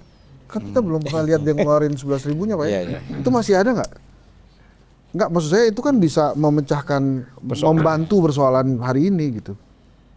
Ayo silakan jawab Pak, jangan takut Pak. Wah, Mas Faisal nih. Mungkin Gue bareng-bareng. siapa yang bisikin Jokowi kita nggak tahu itu 11.000 triliun tuh. Oh itu juga karena bisikannya salah juga ya? Ya, kita nggak ada justifikasinya. Itu dapat dari mana? Tapi duitnya ada sebetulnya? itu. Enggak, karena kalau 11.000 Pak. Nggak mungkin disebutin kalau nggak ada kan. Kalau saya ingat saya dulu kan itu kan ketika kita mau kenakan apa itu? Tax amnesty. Tax amnesty yang pertama. Bahwa seolah-olah ini ada uang di Singapura di luar itu nilainya 11.000 triliun. Nah itulah yang mau ditarik dan kemudian kena tax amnesty kan, tapi kenyataannya kan diprotes karena yang kena tax amnesty itu ibu-ibu pensiunan di Menteng, di Kebayoran, di luar negeri. Ya. Walaupun sebenarnya tax amnesty itu sangat membantu ya menyelesaikan persoalan-persoalan. Tapi kan yang untuk 11 triliun itu di mana kan pertanyaannya di mana? 11.000. Nah, tapi makanya saya semangat juga tuh kemarin ada presiden 3 itu. Wah ini optimisme boleh tinggi nih. Saya nambah terus sedikit. hari ini Pak. Silakan. Tadi kan Presiden mengatakan bahwa khususnya Pak Pati ya, seolah tidak membaca aspirasi publik sebagai anggota DPR yang 2 periode. Padahal anggota DPR kan kerjaannya menyerap aspirasi publik. Itu siapa yang ngomong? Enggak tadi ya? Oh saya. Ya. Saya Nah, pikir saya Pak juga, Prabowo yang ngomong. Pak Bupati-Pati ini juga menurut saya gagal membaca jejak sejarah. Ya. Karena di Pati itu ada namanya masyarakat Samin. Dan dia melakukan perlawanan dengan membayar pajak pada tahun 1859 sampai 1914. Nah itu justru gerakan kemarin itu diinspirasi oleh gerakan pada saat itu sebagai tidak membayar Saminisme yang waktu itu dipelopori oleh Samin Suron Sentiko. ya. Ini yang saya kira sebagai orang Pati, Bupati Pati tidak membaca sejak sejarah di mana ada perlawanan masyarakat sipil yang tidak membayar pajak karena tidak setuju dengan kebijakan itu. Nah, ini yang tidak dibaca sama sekali oleh Bupati Pati. Rupanya di Pati itu masih ya ini sebagai budaya apa tadi? Oh, bukan. Tapi kan dia orang Pati. Konsumen. Dia putra daerah loh. Itu Ya, justru itu. putra daerah tahu lah masih Iya. itu tahu Pak. Cuman mungkin ada tekanan. Kalau saya sih melihatnya ada tekanan karena kebijakan itu keluar dalam posisi dihadapkan oleh situasi di mana tidak ada uang. Kan 36 miliar APBD-nya itu dia harus membayar begitu banyak. Penjelasan ke saya begitu. Tapi begitu kalau banyak kita harus alasan dibayarkan. putra daerah, Pak, banyak daerah-daerah yang menjadi kepala daerah nggak ngerti juga tentang daerah. Iya. Apalagi bicara budaya. Disorientasi terhadap daerah. Ya, makanya sebenarnya diperlukan pemimpin daerah yang kreatif dan inovatif tadi seperti usul Mas Faisal tadi sebenarnya bagus ya. Ketika ada pimpinan daerah untuk solusi tengah itu memutar uangnya di daerah, ya sehingga bisa menumbuhkan pertumbuhan ekonomi di daerah. Jadi belinya di situ aja. Iya, di situ aja. Gitu. Ini menurut saya itulah yang harus dilakukan. Kalau di satu sisi mungkin nggak bisa menaikkan pajak secara ugal-ugalan tadi, saya kira tidak mungkin. Kedua juga memangkas anggaran juga akan berdampak terhadap pelayanan publik dan lain sebagainya. Yaitu jalur tengah itu untuk memutar uang di daerah masing-masing dengan uang yang dia pegang gitu. Cuman kan susah juga, Pak. Kalau kita bicara misalnya daerah saya di Aceh, Sabtu Minggu belanjanya di Medan. Ya karena kan mungkin tidak apa yang mereka inginkan tidak ada di Ya Aceh. ada sebenarnya. Kalau Apalagi tidak setelah jalan tol. Enggak, tapi jalan tol baru 100 kilo. Pak. belum sampai. Orang-orang Depok belanja di mana? Depok. Orang-orang Purworejo belanjanya di mana kan Jogja. Kan sama aja kan. Nah, tapi maksud saya ini usulannya menarik juga supaya berdaya dulu nih di daerah. Dan itu bukan hanya applicable untuk daerah, di pusat juga sama sebetulnya menurut saya. Jadi itu banyak negara tuh sebetulnya dia memutar ekonominya tuh dengan mengutamakan pengadaan barang dan jasanya di dalam negeri dulu gitu. Ya seperti memangkas belanja impor sebenarnya kan. Ya, Sebisa mungkin. nah cuman kan sekali lagi itu kan tantangannya kalau kita maunya cepat-cepat, terus yang paling murah ininya kriterianya yang paling murah ya udahlah selesai itu masalah. Pasti akan lebih mahal karena kan kalau yang sesuatu yang dibeli dari daerah sendiri yang skala ekonominya masih kecil pasti akan lebih mahal gitu. Jadi nggak akan pernah bisa ketemu tuh kriteria yang murah, efisien gitu dengan bangun ekonomi lokal gitu. Jadi harus mau berkorban dulu bahwa ya ini memang lebih mahal dibandingkan kita beli dari daerah lain atau dari negara lain, tapi ini nanti satu saat akan mengembangkan ekonomi dan masyarakat sekitar gitu dia. Ya sebenarnya kan hal-hal seperti ini sudah banyak sekali dibahas ya. Iya. Sudah saya kira sejak dulu saya ingat waktu Pak Habibie ketua ICMI. Itu kan pernah bikin satu forum dialog simposium ya antara ekonom dengan teknolog. Itu sudah membahas itu juga. Tapi terus terang aja kan Dihadapkan pada ini kan. kita ini sebatas itu saja gitu. Tidak ada implementasinya upaya untuk secara serius mengerjakan itu. Nah, ya saya itu pernah ke perbatasan Malaysia Thailand. Ya kan, jalan darat. Dari Kedah kita masuk. Itu di sebelah sana orang Malaysia itu berebutan beli produk-produk dari Thailand yang murah-murah. Gitu loh. Ya, sama saja dengan kita di sini kan. Kita berebut untuk membeli produk Cina yang murah-murah gitu loh. Nah, masalahnya kita apa nggak bisa memproduksi yang juga dengan harga yang murah, yang terjangkau, yang kompetitif sehingga masyarakat itu membeli itu kan gitu. Dan kemudian banyak lagi ini kan dari segi kualitas orang itu kan membeli juga dengan apa istilahnya mode itu apa ya passionnya gitu loh gitu. Jadi saya misalnya gini, maaf aja ini cerita sedikit Ya, boleh. ya kan, di Belanda di Amsterdam saya masuk satu toko, saya nggak lihat ini karena kedinginan, saya perlu jaket, Masuk aja. saya lihat ada yang bagus saya beli, sampai rumah saya lihat made in Indonesia, bangga juga saya kan, bangga kan, dan mahal, menurut jaket termahal itu, yang ada di toko utama itu ya, di mall besar itu. Nah, ini kan satu kebanggaan kita. Ternyata kita bisa memproduksi dengan passion yang bagus, kualitas yang bagus dengan harga yang mahal. Iya, bisa. Gitu loh. Saya membeli itu bukan karena made in Indonesia, tapi sampai rumah, wah ternyata made in Indonesia, gitu loh. Balikin lagi. Nah, jangan-jangan kalau jangan-jangan sebelum beli kalau lihat made in Indonesia kita nggak jadi beli. Bisa jadi gitu, Pak. Cibaduyut. Ini Cibaduyut. Tapi intinya kita perlu bantulah negara ini, Pak. Ya, Maaf itu Pak, ada aspirasi. silakan, daerah. ya. Silakan, Pak. Iya. Silakan deh.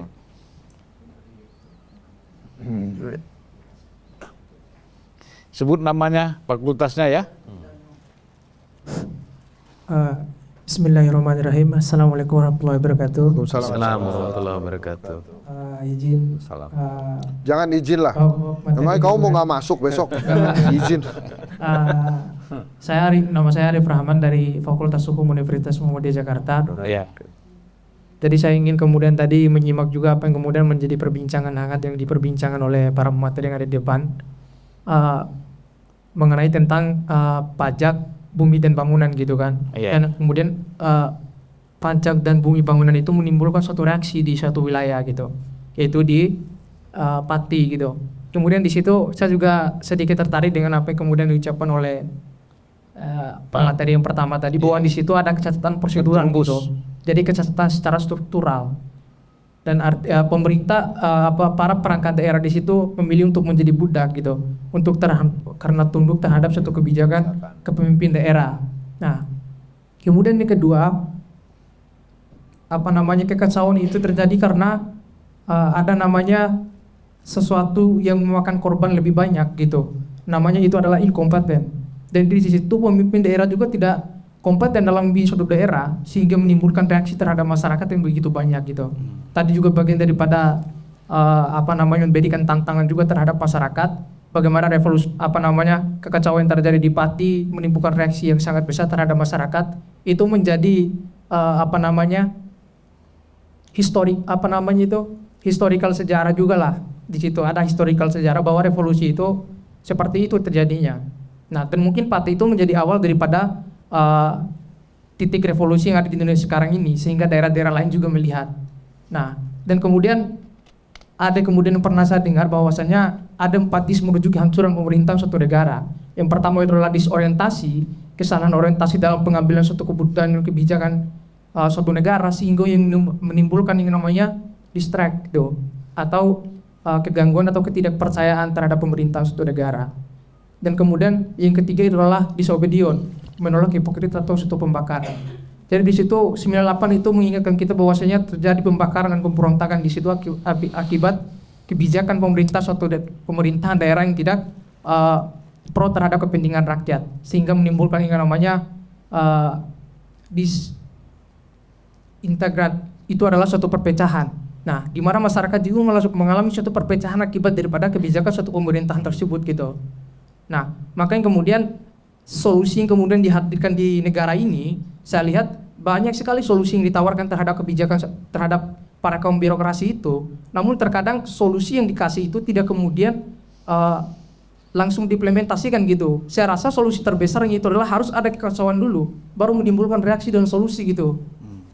Itu mungkin dari saya. Kan kemudian menjadi pertanyaan saya di sini, kira-kira Indonesia hari ini kan mengalami suatu perbincangan. Hari ini terjadi banyak sekali berbincang tentang kondisi ekonomi, pajak kemudian rakyat merasa tercekik karena pajak itu dipotong dari bawah. Kalau kemudian pajak itu dipotong dari atas, mungkin itu tidak terlalu menimbulkan teriakan yang sangat kencang sekali dari masyarakat itu. Nah, Indonesia punya angan-angan untuk menjadi negara emas 2045 gitu. Dengan melihat kondisi yang sekarang ini seperti ini gitu. Maka menjadi pertanyaan saya, kira-kira ada nggak alat untuk mendeteksi bahwasanya Indonesia mampu untuk menuju 2045? Apa Indonesia emas 2045? Kira-kira seperti itu pertanyaan dari saya. Kita tanya nanti sama 2 orang ini. Indikator untuk mencapai itu apa? Dari Indef dan KOR nanti yang harus jawab itu. Silakan Mas, langsung aja ya. Nanti. Oke, saya dulu. Saya yang terakhir berarti ya tadi ya Mas ya.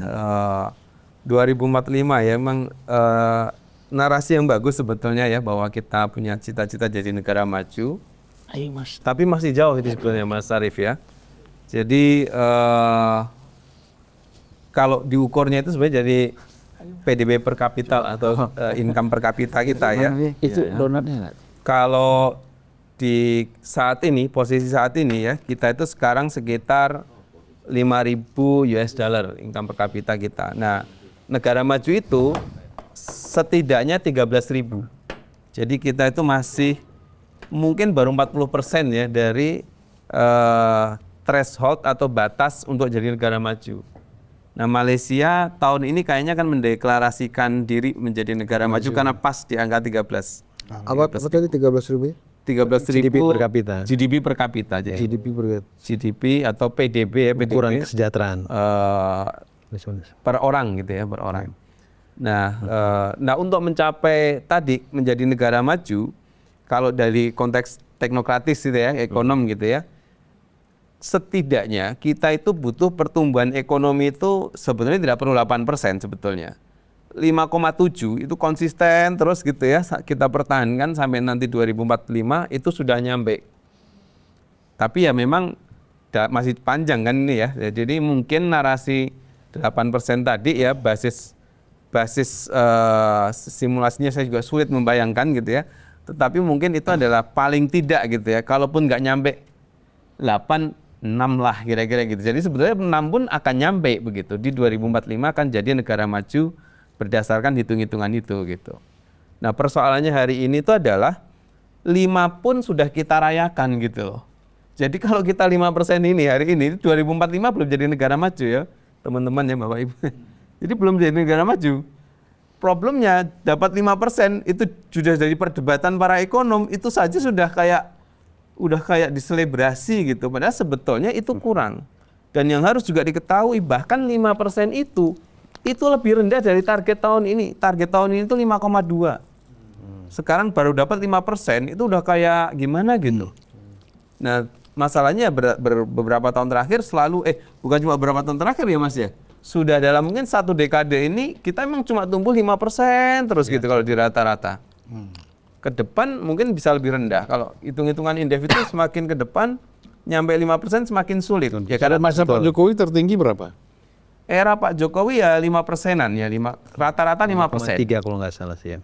Iya. Era Pak SBY tertinggi itu 6,5, sekitar 6,5. 0,4 ya. Itu pun kalau tidak salah Indef pernah mengatakan bahwa bila pertumbuhan ekonomi 5% itu belum tentu pertumbuhan ekonomi Indonesia, bisa jadi pertumbuhan kekayaan orang-orang kaya di Indonesia. Iya benar, itu masalah distribusi lagi. Masalah distribusi ya. Jadi memang kalau kita bicara pertumbuhan ya kita harus balance juga dengan yang tumbuh yang mana kira-kira gitu. Yang berapa persen? 14% apa berapa?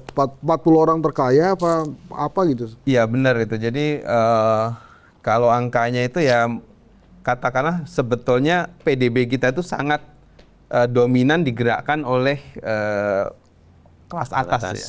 Kelas atas lah kira-kira gitu. Terkaya itu. Iya, orang-orang terkaya itu gitu. Jadi ada hitung-hitungannya ya, ada yang bilang 200 terkaya orang Indonesia itulah yang menggerakkan hampir lebih dari 50% dari PDB kita begitu.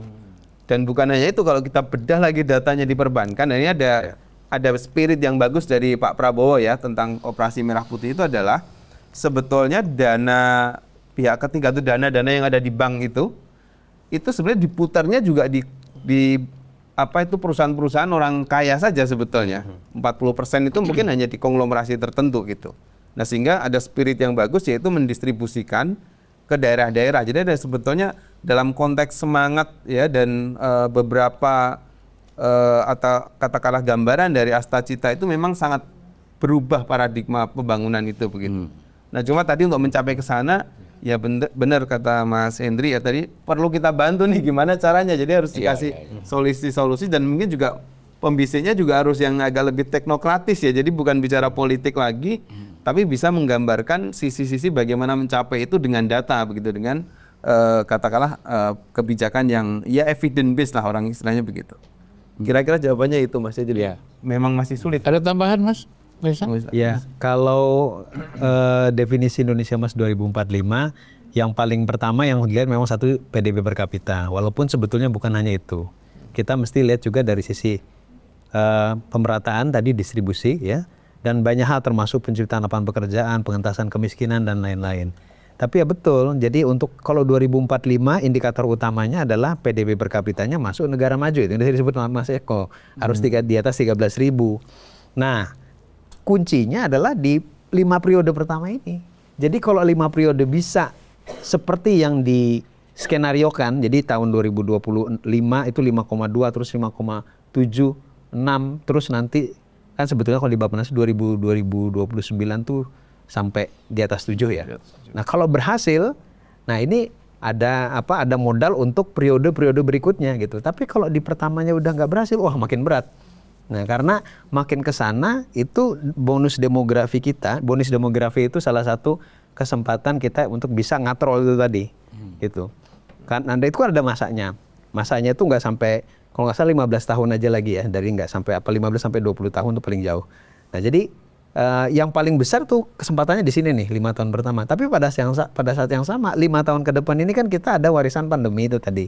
Tadi yang ditanyakan kenapa kok susah banget kita dari sisi fiskalnya, itu tadi warisan pandemi, kita waktu pandemi ngutang banyak, jatuh tempo utangnya 3 tahun, 2025 masuk pertama kali dan ada lonjakan tinggi. Nah, pada saat itu ketika fiskalnya juga dapat tekanan, jadi dorongan dari belanja pemerintah untuk mendorong ekonomi juga makin susah. Jadi artinya tantangan pemerintah tuh besar banget sebetulnya 5 tahun pertama itu untuk mewujudkan 2045 gitu. Ya, jadi konsolidasinya luar biasa. Ya, saya menambahkan. Jadi saya tergelitik dengan pertanyaan itu. Sebenarnya kalau generasi 45 seperti apa dan bonus demografi yang 2030 ya. Kalau saya dengan kondisi empirik saat ini itu menurut saya mitos. Pertama, kalau 2045 itu diklaim nanti generasi emas, yang terjadi fenomenanya menurut saya adalah generasi cemas dan generasi lemas. Ya, dan bonus demografi itu juga kalau kita lihat bencana demografi. Mengapa? Karena kebijakan pemerintah khususnya di bidang kesehatan itu tidak berpihak menuju ke sana. Ya, sebagai misalnya data di BPJS Kesehatan, ya, itu penyakit-penyakit yang dominan itu justru penyakit tidak menular, ya, seperti kanker, stroke, jantung koroner segala macam itu sangat dominan dan prevalensinya menaik terus, dan sampai sekarang saya belum melihat adanya kebijakan pemerintah yang serius untuk menekan prevalensi penyakit tidak menular. Ya, hari ini saya baru bikin rilis terkait dengan merespon pemerintah Singapura yang melarang vape. Ya, Oh ya. ya, itu vape. Nah, di kita vape justru saat ini menjadi tren baru, ya, menjadi tren baru dan prevalensinya naik 10 kali lipat. Yang pada tahun 2019 itu 0,3%, saat ini 3%. Dan seluruh dunia, bukan seluruh dunia, tapi mayoritas sudah melarang untuk itu. Tapi kita tidak melakukan apa-apa. Jadi saya kira kita dengan jangan terlalu dinina-bubukkan dengan 2045, karena justru tren yang terjadi malah generasi cemas dan generasi lemas. Karena anak-anak muda nanti pada sakit, di mana dia suka merokok, suka minuman manis dan lain sebagainya. Dan itu belum dikendalikan secara sungguh-sungguh. Ya, ini sebenarnya bom waktu. Jadi kalau perspektif ekonomi silakan, tetapi perspektif kesehatan yang juga ini berkelindan dengan soal ekonomi itu menjadi sebuah ancaman. Kalau soal Singapura ini ada spesifik juga, ini pengalaman saya ya. Jadi di sana itu kan pajak rokok itu besar. Itu dulu. Ya, ya. Nah, kalau orang beralih ke vape atau beralih ke rokok Arab itu sisa, ini kan orang penikmat rokok ini semakin berkurang. Ini dalam konteks ini nih kalau kita lihat ya. Makanya di sana larangannya itu bukan hanya larangan tidak boleh menjual atau tidak boleh menghisap di depan umum. Di rumah pun tidak boleh punya. Jadi kalau kita menyimpan vape di rumah, itu kalau ketahuan polisi kita ditangkap. Nah, jadi ya tentu apapun dampaknya kepada kesehatan, tapi kalau dibandingkan dengan rokok yang bebas, kan padahal kan rokok itu lebih efeknya lebih besar ya, karena nikotinnya lebih tinggi gitu. Nah, jadi memang solusi itu kan mesti diambil ya Mas ya. Artinya jangan 2045 ini hanya menjadi harapan, kemudian juga menjadi slogan, jargon untuk kita itu meyakinkan masyarakat bahwa kita akan menuju ke sana. Apalagi kan informasi di media kan sekarang banyak sekali bahwa kita akan menjadi 2045 kita menjadi 4 besar kan.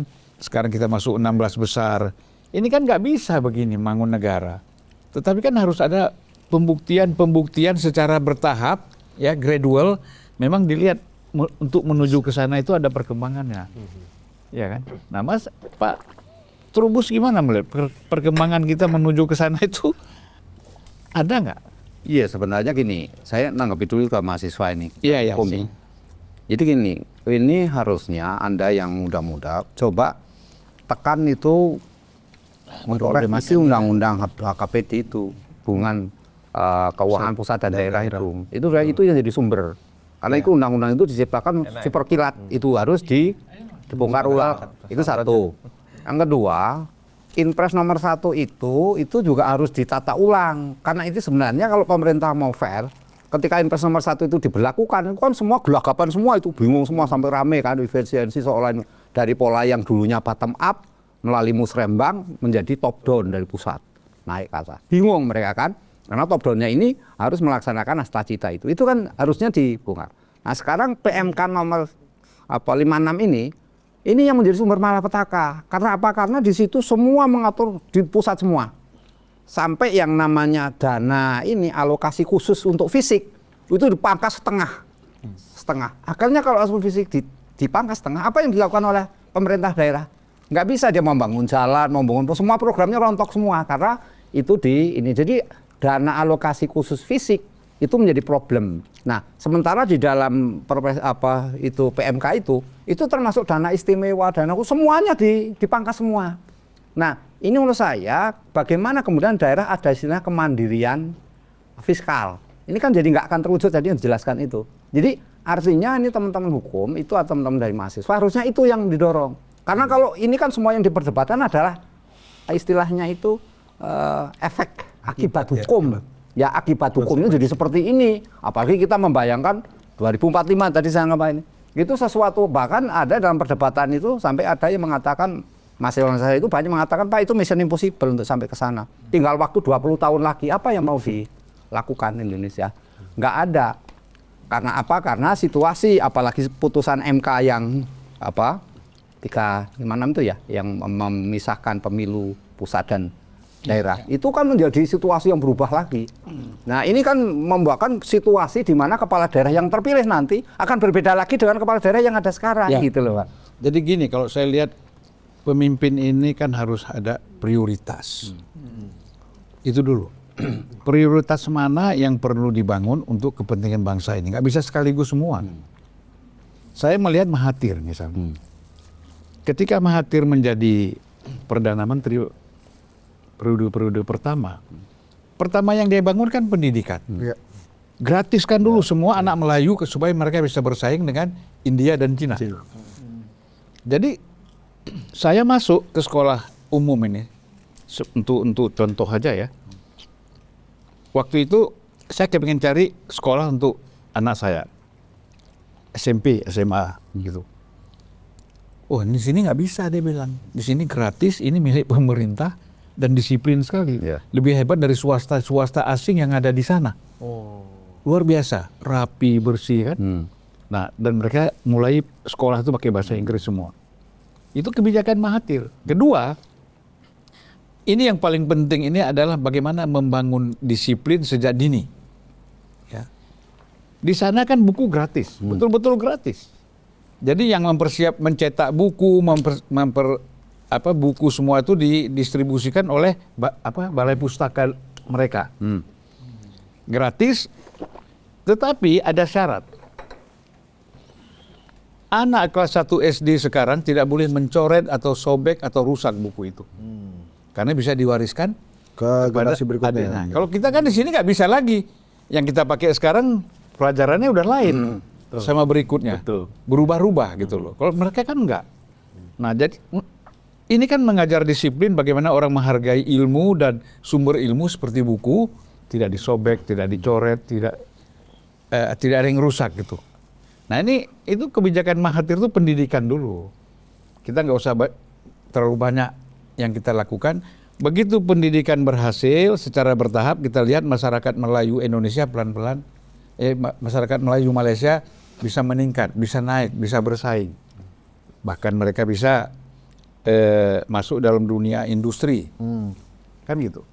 Nah, jadi ini maksud saya bahwa bisa kalau kita ini serius dan fokus, prioritasnya yang mana kan gitu. Memang selama ini Presiden Julvan nggak melihat pemerintah serius. Yang saya maksud serius itu fokus, kemudian prioritasnya yang mana. Kan ini terlalu Wakil Presiden iseng nih. Iya benar. Jadi terlalu banyak ya. Ya tapi kalau disuruh kreativitas, inovasi, ya kalau dalam kebijakan dulu ada teori entrepreneurial government. Nah teori itu memberikan gambaran sebenarnya seorang pemimpin leader itu memang harus punya terobosan-terobosan. Iya. Itu tuntutannya. Tapi persoalannya ketika itu diimplementasikan di kita, kan itu tak mudah. Karena apa? Karena pemimpin ini adalah produk dari pilkada itu tadi. Nah, ketika dia dihadapkan oleh kos yang tinggi ketika pilkada tadi, kemudian dia duduk, nah disitulah kemudian apa yang terjadi di daerah itu yang dulunya adem ayem. Pati kan sama dengan Purworejo, masyarakatnya adem ayem, daerah pensiunan, apa yang mau di ini? Nggak ada, kan gitu orang sekolah. Bahkan di Purworejo nggak ada tempat gedung bioskop aja, Purworejo nggak ada. Nggak, harusnya. Belum mal ada. Nah, itu masyarakat tuh harusnya kan Nggak, ini tapi gitu. harusnya Pak Trubus dong yang memberikan hal-hal tadi yang disebutkan. Sebagai pemilik nama Trubus kan terubusan-terubusan Lah ya itu harusnya. Itu yang harusnya. Itu kan yang Salahnya Mas Trubus ini itu. dia ngambil fakultas hukum bukan pertanian. Harusnya kan harus kembali kepada majalah Trubus kan. Trubus itu artinya tumbuh. Ya. Kita adik dulu nih, ada satu lagi ya. Sengaja biar pikir ini kan. Ya udah marip soalnya. Itu ke situ kan ya? Iya. Mau betul ya? Assalamualaikum warahmatullahi wabarakatuh. Wassalamualaikum warahmatullahi wabarakatuh. Perkenalkan, nama saya Gian Sirap Adianto. Kebetulan saya juga rekan Arif Pakman dari Fakultas Hukum Universitas Muhammadiyah Jakarta. Mungkin pertanyaan saya sedikit bersinggungan mengenai aspek ekonomi dan keadilan sosial. Dan mungkin pertanyaan ini tertuju kepada Bapak selaku pengamat kebijakan titik maupun Yo Haisal selaku ekonom. Baik, berbicara dengan tema kenaikan pajak bumi dan bangunan dan peran kepala daerah, pertanyaannya adalah apakah kebijakan kenaikan PBB ini telah memperhatikan asas keadilan pajak atau equality principle dan sekaligus mempertimbangkan dampaknya terhadap investasi kepemilikan tanah ataupun terhadap daya beli serta potensi spekulasi tanah yang dapat merugikan masyarakat kecil ataupun ke depannya bisa menimbulkan domino efek. Terima kasih. Assalamualaikum warahmatullahi wabarakatuh. Ke Pak Trubus dulu ya. Silakan. Iya, kalau belajar dari beberapa daerah yang adem ya, karena kenaikan seperti di Cirebon itu kan sudah dulu ada 2024 ya, bahkan sejak Undang-Undang HPP itu ada. Artinya apa? Itu sangat ditentukan oleh formulasi kebijakannya. Nah, di dalam kebijakan itu kan berarti ada naik ke ekonomi adalah perencanaannya. Seperti apa sesungguhnya perencanaan ketika kebijakan itu tidak diterapkan nantinya. Tetapi yang jelas bahwa aspirasi publik itu memang harus ada. Karena itu dalam kebijakan publik partisipatif itu kan selalu ditekankan semua harus ikut. Semua harus di dalam konteks memberikan sumbangsih kepada kepentingan wilayah, kepentingan daerah itu sendiri. Nah, karena itu saya kembali ke sana bahwa apa yang terjadi sekarang sesungguhnya memang aspirasi itu hampir hanya direpresentasikan seperti kalau di Pati hanya dari Pasopati, camat lurah, bupati saja, camat lurah dan pokoknya struktural aja, tapi nggak ada yang lain. Jadi itu yang kelihatannya menonjol. Tapi bisa saja di dalam ini jadi sisi politik yang nggak kehitung, ada efek domino namanya, sesuatu yang nggak dipertimbangkan muncul. Nah, mungkin sudah dipertimbangkan kalau lihat pergubnya sendiri, Pergub 17 yang di Pati itu sudah mempertimbangkan kok berbagai aspeknya itu. Ada, saya lihat itu. Jadi artinya apa? Enggak ujuk-ujuk mereka menerapkan itu 250% juga enggak gitu. Tapi sudah ada, bulan Mei sudah ada, dia bulan Mei sudah diterapkan karena itu kan di sana sudah 50% masyarakat sudah bayar sesuai pajak itu. Nah, sementara ada masyarakat lain mungkin yang tadi disebut oleh saudara saya Pak Tulus ini, masyarakat Samin itu yang memang tidak menerima di situ, kemudian di politisi nanti Mas Hendri itu Hensat menjelaskan mengenai bagaimana kemudian politik-politik itu yang kalah mungkin memanfaatkan itu semua. Tetapi saya lihat bahwa secara budaya sebenarnya ya Pati daerah utara dan kita Purworejo daerah selatan itu sama. Nggak akan kita orangnya kan cukup terima, pendiam kita terima. Padahal kok sampai melakukan perlawanan sampai ini karena apa? Karena situasinya sudah sedemikian marah, muka amok kalau orang Malaysia. Ya, itu terjadi seperti itu. Begini ya juga yang mimpin demo-demo kemarin itu kan pendukung bupati. Iya. Mereka iya. kan mereka dulu tuh yang pendukung utama bupati. Iya, bupati itu. Iya kan? Iya. Karena Pak Jokowi dulu dukung Pak Prabowo, mereka dukung ini karena sama-sama Gerindra. Mungkin nggak dikasih porsi ya. Nah, mungkin juga setelah terpilih ada BSA itu barisan sakit hati. Setelah terpilih, kemudian bupati kurang memperhatikan itu kan biasa itu. Ya kan? Ada yang bisa nerima, ada yang enggak. Mungkin ini sebagian besar itu tokoh-tokohnya nggak bisa terima. Tapi yang bikin marah itu karena sumbangan masyarakatnya diambil. Kan ngasih sumbangan air mineral tuh. Ya. Dibawa aja tuh kan. Ya. Marah lah itu. Tambah panas lagi kan, panas itu. Tapi kalau jangka waktunya dia Februari jabat terus sekarang berapa bulan berarti ya? Sekarang Agustus. Itu kan ngelihat berarti kan dia sebenarnya dalam posisi baru memperkenalkan kan. Kalau bahasa kerennya baru testing the water aja, inilah aku menampilkan. Kalau orang Jawa itu ya ada konsep begini. Baru iki lo aku gitu. Iki lo aku. Itu baru sampai itu saja. Belum sampai kepada aku harus berbuat apa, aku harus bagaimana, aku dapat apa, itu nggak ada. Baru sampai iki lah aku. Ini kan ke Mas Tulus dulu ini. Konsep sekolah rakyat kan. Itu kan Pak Prabowo tuh membuat sekolah rakyat. Ini kan artinya yang kita bilang tadi bahwa fokus prioritas kepada pendidikan kan. Nah, dari sudut pandangan kita bicara nih konsumen nih. Ya kan? Apakah yang dilakukan ini mengganggu sistem pendidikan kita yang sekarang yang sudah berjalan konvensional, bertabrakan, atau ini memang dari pandangan Mas Tulus ini memang bisa saling mendukung kan? Iya, pertama kan pendidikan itu kan hak asasi warga negara. Jadi jangan sampai ada warga negara yang terlantar karena tidak mendapatkan pendidikan karena ketidakmampuan ekonominya. Nah, kehadiran sekolah rakyat itu ya menurut saya menjadi jembatan untuk bagaimana negara memfasilitasi adanya hak asasi manusia warga negara Indonesia untuk mendapatkan pendidikan itu sebagai hak dasar. Tapi ini juga harus sinergitas dengan sektor swasta misalnya ya.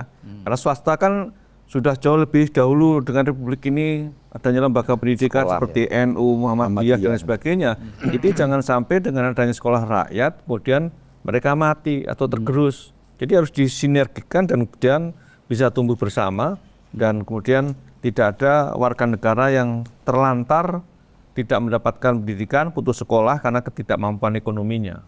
Gitu. Saya kira poinnya itu. Ya kita ini udah 1,5 jam lebih ya. Saya kira kita masing-masing ada waktu lah 2-3 menit untuk memberikan ya closing statement lah. Saya mulai dari Mas Eko. Oke, ya kalau dari saya ya, menurut saya kepala daerah ini memang harus mempertimbangkan lagi gitu kalau misalkan menggunakan cara-cara cepat tadi ya untuk meningkatkan penerimaan APBD-nya di tengah memang ada tantangan, ada transfer daerah yang menyusut ya tahun ini dan tahun depan lebih besar lagi. Tapi sebetulnya ada peluang juga Pak Prabowo membuka lebih banyak kerjasama dagang, peluang-peluang investasi. Nah sebetulnya daerah-daerah ini menurut saya perlu juga mulai melihat ya potensi apa yang nanti bisa dikonekkan dengan misalkan dengan BRICS ya, dengan EU SEPA kemarin ataupun dengan ASEAN gitu. Karena ini sepertinya dari sisi pusat itu akan lebih serius. Nah ini tapi kan pada akhirnya nanti daerah yang akan mengeksekusi investasi juga adanya di daerah. Mau ekspor produknya juga dari daerah. Nah kepala daerah mulai hari ini harus memastikan bahwa produk-produk mereka ikut di dalam konteks pembukaan pasar tadi begitu. Iya ya, memang saya komentari sedikit ya. Ini persoalan daerah. Saya itu di Aceh itu ada 2 pelabuhan besar, alam dan dalam, kan gitu. Dan sudah fasilitas semua. Waktu itu Menteri Perdagangan Enggar, satu partai sama saya telepon. Ini kenapa mereka tidak boleh masuk barang dari sini, kapal atau ekspor impor dari sini, padahal pelabuhannya besar. Wah, Bang, bilang, persoalannya tidak ada bea cukai dan Menteri Keuangan tidak mau punya kantor bea cukai di situ. Akhirnya bagaimana kita mau ngecek barang keluar masuk? Itu persoalan teknis gitu aja. Dan sampai sekarang saya yakin itu masih seperti itu, Mas Eko. Silakan Mas. Ya, kalau saya sekaligus menjawab tadi belum menjawab. Ya, belum jawab. Jadi dalam ada peribahasa itu bukan peribahasa, idioms ya. Jadi it takes two to tango. Jadi apa yang terjadi di Pati, di Bone ini juga kalau saya simplifikasikan pihaknya itu dua. Jadi pemerintah pusat dan daerah. Jadi ini bukan hanya sekedar satu peringatan bagi pemerintah daerah, tapi juga pemerintah pusat gitu sebagai bahan evaluasi.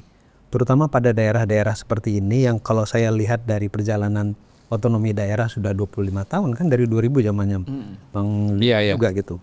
Nah ini kan ternyata masih banyak mindset daerah itu memang susah untuk berpikir kreatif. Kita berharap mereka kreatif.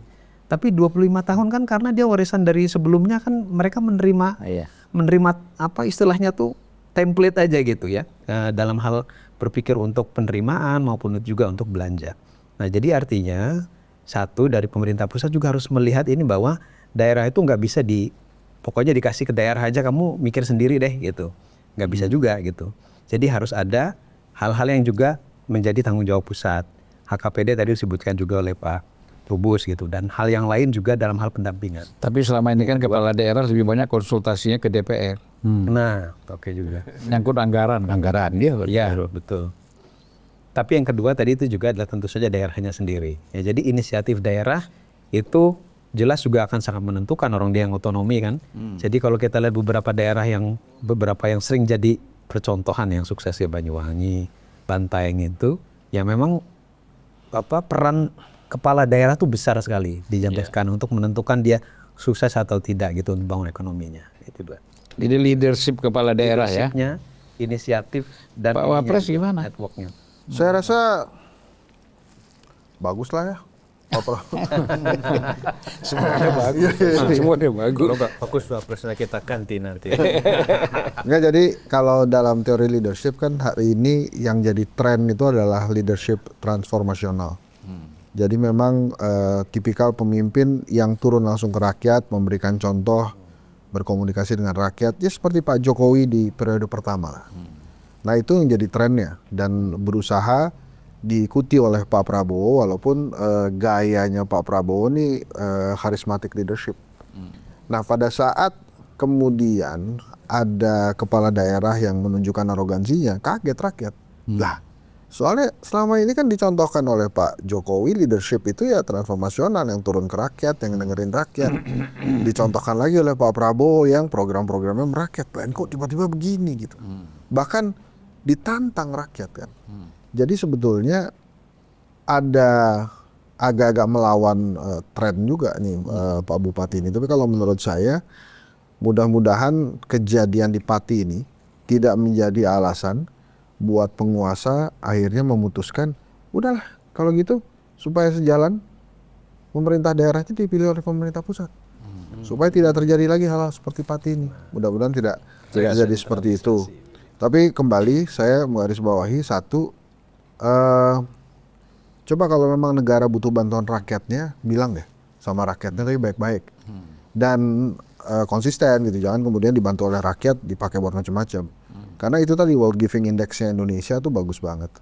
Nah kemudian yang kedua, memang dalam kondisi ekonomi yang seperti ini, ya rakyat bolehlah deg-degan gitu. Dan bisa saja menjerit gitu. Tapi pada saat rakyat menjerit, berkeluh kesah, ya jangan dimarahin juga. Misalnya ada bendera One Piece, mau dipasang, ya kemudian jangan diperintahkan untuk diturunkan atas dasar hal-hal yang nggak dimengerti oleh rakyat. Makar. Misalnya gini, One Piece itu diturunin, terus rakyat mikir lah itu kok bendera partai boleh. So artinya ada ketidakmengertian di rakyat juga. Rakyat nggak paham. Orang ini saya cuma menyampaikan keresahan saya lewat si Jolly Roger ini. Nah jadi seperti kata The John Hopkins University, learning to listen and listen to learn. Saya rasa perlu dilakukan oleh pemerintah. Oke. Kita ke Mas Tulus dulu. Ya, kan dalam konteks kenaikan PBB tadi kan ini public policy ya, kebijakan publik. Nah, oleh karena itu prasyarat kebijakan publik ya memang harus melibatkan publik dalam proses pengambilan keputusan. Jangan sampai publik tidak dilibatkan, dan kalaupun dilibatkan hanya saat menjelang pemilu saja. Ya, pilkada, tapi setelah pilkada selesai ditinggalkan. Ini saya kira menjadi pembelajaran bagi pimpinan daerah di dalam mengambilkan keputusan ataupun pemerintah pusat, bahwa proses-proses tadi yang disebut partisipasi publik itu menjadi prasyarat di dalam mengambil kebijakan. Plus secara teknis adalah tadi memperhatikan aspek daya beli, aspek willingness to pay, dan juga kondisi ekonomi makro, saya kira itu menjadi sangat penting. Dan terakhir saya kira membutuhkan satu inovasi pejabat publik, jangan hanya bergantung pada satu komoditas saja. Ya, kalau memang ingin jadi pejabat publik ya tanggung jawabnya adalah untuk mensejahterakan masyarakat, bukan membebani, bukan melakukan pemerasan seperti saya bilang itu, ataupun kemudian tidak melakukan inovasi-inovasi yang bisa menggali potensi-potensi PAD di suatu daerah. Misalnya begitu. Ya. Mas Trubus? Ya. Terobosan. Terobosan. Jadi kita ambil dari pidatonya Ibu Puan Maharani waktu itu kan menyampaikan begini, pemerintahan Indonesia rumit pemerintahan ini karena apa? Ada cinta segitiga di situ antara yang namanya aspirasi, anggaran dan aturan. Saya pikir Bu Mega, Prabowo dan Nah, dalam hal itu tentu ini dibutuhkan suatu pemahaman tentang masyarakat kita ini sebagian sudah masuk society 5.0 sebenarnya kondisinya sekarang karena semua tergantung pada media sosial dan digitalisasi juga. Nah, jadi ini yang harus dipahami oleh tadi kepala daerah sehingga aspirasi itu betul-betul dipahami. Artinya ya mengerti bahwa ketika dia memimpin daerahnya tahu. Kemudian aturan itu juga harus, tadi kita sampaikan bahwa aturan-aturan yang dibuat ini memang progresif, tapi progresifnya itu terlalu menguntungkan pusat, hingga daerah tidak ada kewenangan apapun ya. Jadi undang-undang KPD, undang-undang pemerintahan daerah, kemudian yang terkait dengan Inpres nomor 1 dan selanjutnya PMK itu 56 itu memberi ruang kepada pemerintah pusat untuk mengambil semuanya. Nah, daerah ini sepertinya nggak ada yang bisa dilakukan. Kenapa? Karena memang daerah ini nggak memahami apa yang harus saya lakukan, nggak ngerti. Nah, ini menurut saya peran dari pemerintah pusat dalam Kemendagri kan adalah Dirjen Keuangan, Pembina Keuangan Daerah. Jadi itu yang penting mengadvokasi terus, memberikan pemahaman. Tugas gubernur jangan hanya duduk manis, menyalahkan kalau ada masalah, tapi dia sebagai WPP Wakil Pemerintah Pusat dan Daerah betul-betul harus mendorong kepada bupati, wali kota yang di bawahnya itu adalah satu pemahaman bagaimana kolaborasi sinergitas antar hubungan pusat daerah. Riset saya mengenai hubungan pusat daerah dalam hubungan hukum ya dalam konteks penanganan pandemi kemarin itu mengindikasikan bahwa daerah itu sebenarnya punya cara-cara sendiri, termasuk Tegal waktu itu melakukan lockdown misalnya, tapi pemerintah pusat nggak mau, jangan ya ketika Pak Anies mau melakukan lockdown dimarahin, kemudian didatangin oleh Pak Tito waktu itu. Nah, ini kondisi di mana kemudian pemerintah pusat sendiri egonya juga nggak mau gitu. Nah, ini jangan sampai kemudian apa yang terjadi pada yang namanya aturan, yang namanya aspirasi, yang namanya titik yang terakhir anggaran. Nah, ini anggaran ini betul-betul harus memang ya kemampuan daerah untuk mengelola anggaran itu menjadi problem. Itu jadi menurut saya ini yang harus dipahami bagaimana sebenarnya mengelola anggaran yang baik. Jangan semua ujung-ujungnya adalah menengadah kepada pusat seperti apa yang kami terima. Yang paling berat yang terakhir adalah daerah tertinggal dan daerah pemekaran baru. Disebut DOB, daerah otonomi baru. Itu paling berat menghadapi sekarang ini. Nah, ini menurut saya pemerintah pusat harus memikirkan bagaimana membuat formulasi kebijakan yang khusus kepada mereka-mereka, jangan sampai hanya habis uangnya untuk biaya birokrasi, menggaji ASN dan sebagainya. Waktu begini itu saya pikir jangan habis untuk judi. Itu memang lain. Karena untuk judi juga itu. Pansos untuk judi sudah kita bahas itu cuman kayak jadi. Ya kira-kira itu Paknya. Jadi kalau saya melihat kan tidak sederhana memang, tetapi bisa dilakukan. Ya. Misalnya ya seorang pemimpin itu kan pertama yang dituntut itu kan memberikan contoh. Ya. Itu dulu. Ya, kalau kita bilang mari hidup sederhana, dia juga harus sederhana. Kan gitu. Jangan menunjukkan kemewahan. Rakyat disuruh sederhana, birokrasi disuruh sederhana, ASN disuruh sederhana misalnya, sementara pada para elitnya hidup tidak sederhana, berlebihan. Nah, ini membuat ketidakpercayaan. Bahkan dianggap ini kan hipokrit. Nah, ini bahaya kalau pemimpin sudah dicap hipokrit oleh rakyat. Ini saya kira apapun yang disampaikan tidak akan didengar. Nah, oleh karena itu kita kan seperti tadi mendorong, membantu pemerintah. Marilah apa yang Anda sampaikan itu Anda jalankan, Anda konkretkan di tengah-tengah masyarakat. Jangan hanya menjadi slogan. Nah, takutnya ini kan jadi lomba pidato ini, ya kan? Memang kalau kita lihat isi pidato, apalagi pidatonya Ketua DPR kemarin bagus sekali kan, luar biasa, seperti oposan seolah-olah gitu kan. Tapi bagaimana mewujudkannya itu aja, gitu. Nah, saya kira kita akan ketemu lagi di waktu yang lain. Menarik sekali diskusi kita ini. Mudah-mudahan dapat respon dari banyak pihak lah. Terutama kita harapkan dari pemerintah, presiden, menteri, supaya ini kan koreksi ya, memberikan masukan koreksi untuk kepentingan masa depan. Kritik boleh, Pak Presiden mengatakan kritik boleh, walaupun menyesakkan. Ya. Amin, amin, amin. Oke, terima kasih. Terima kasih Semuanya. Assalamualaikum warahmatullahi wabarakatuh. Waalaikumsalam warahmatullahi wabarakatuh.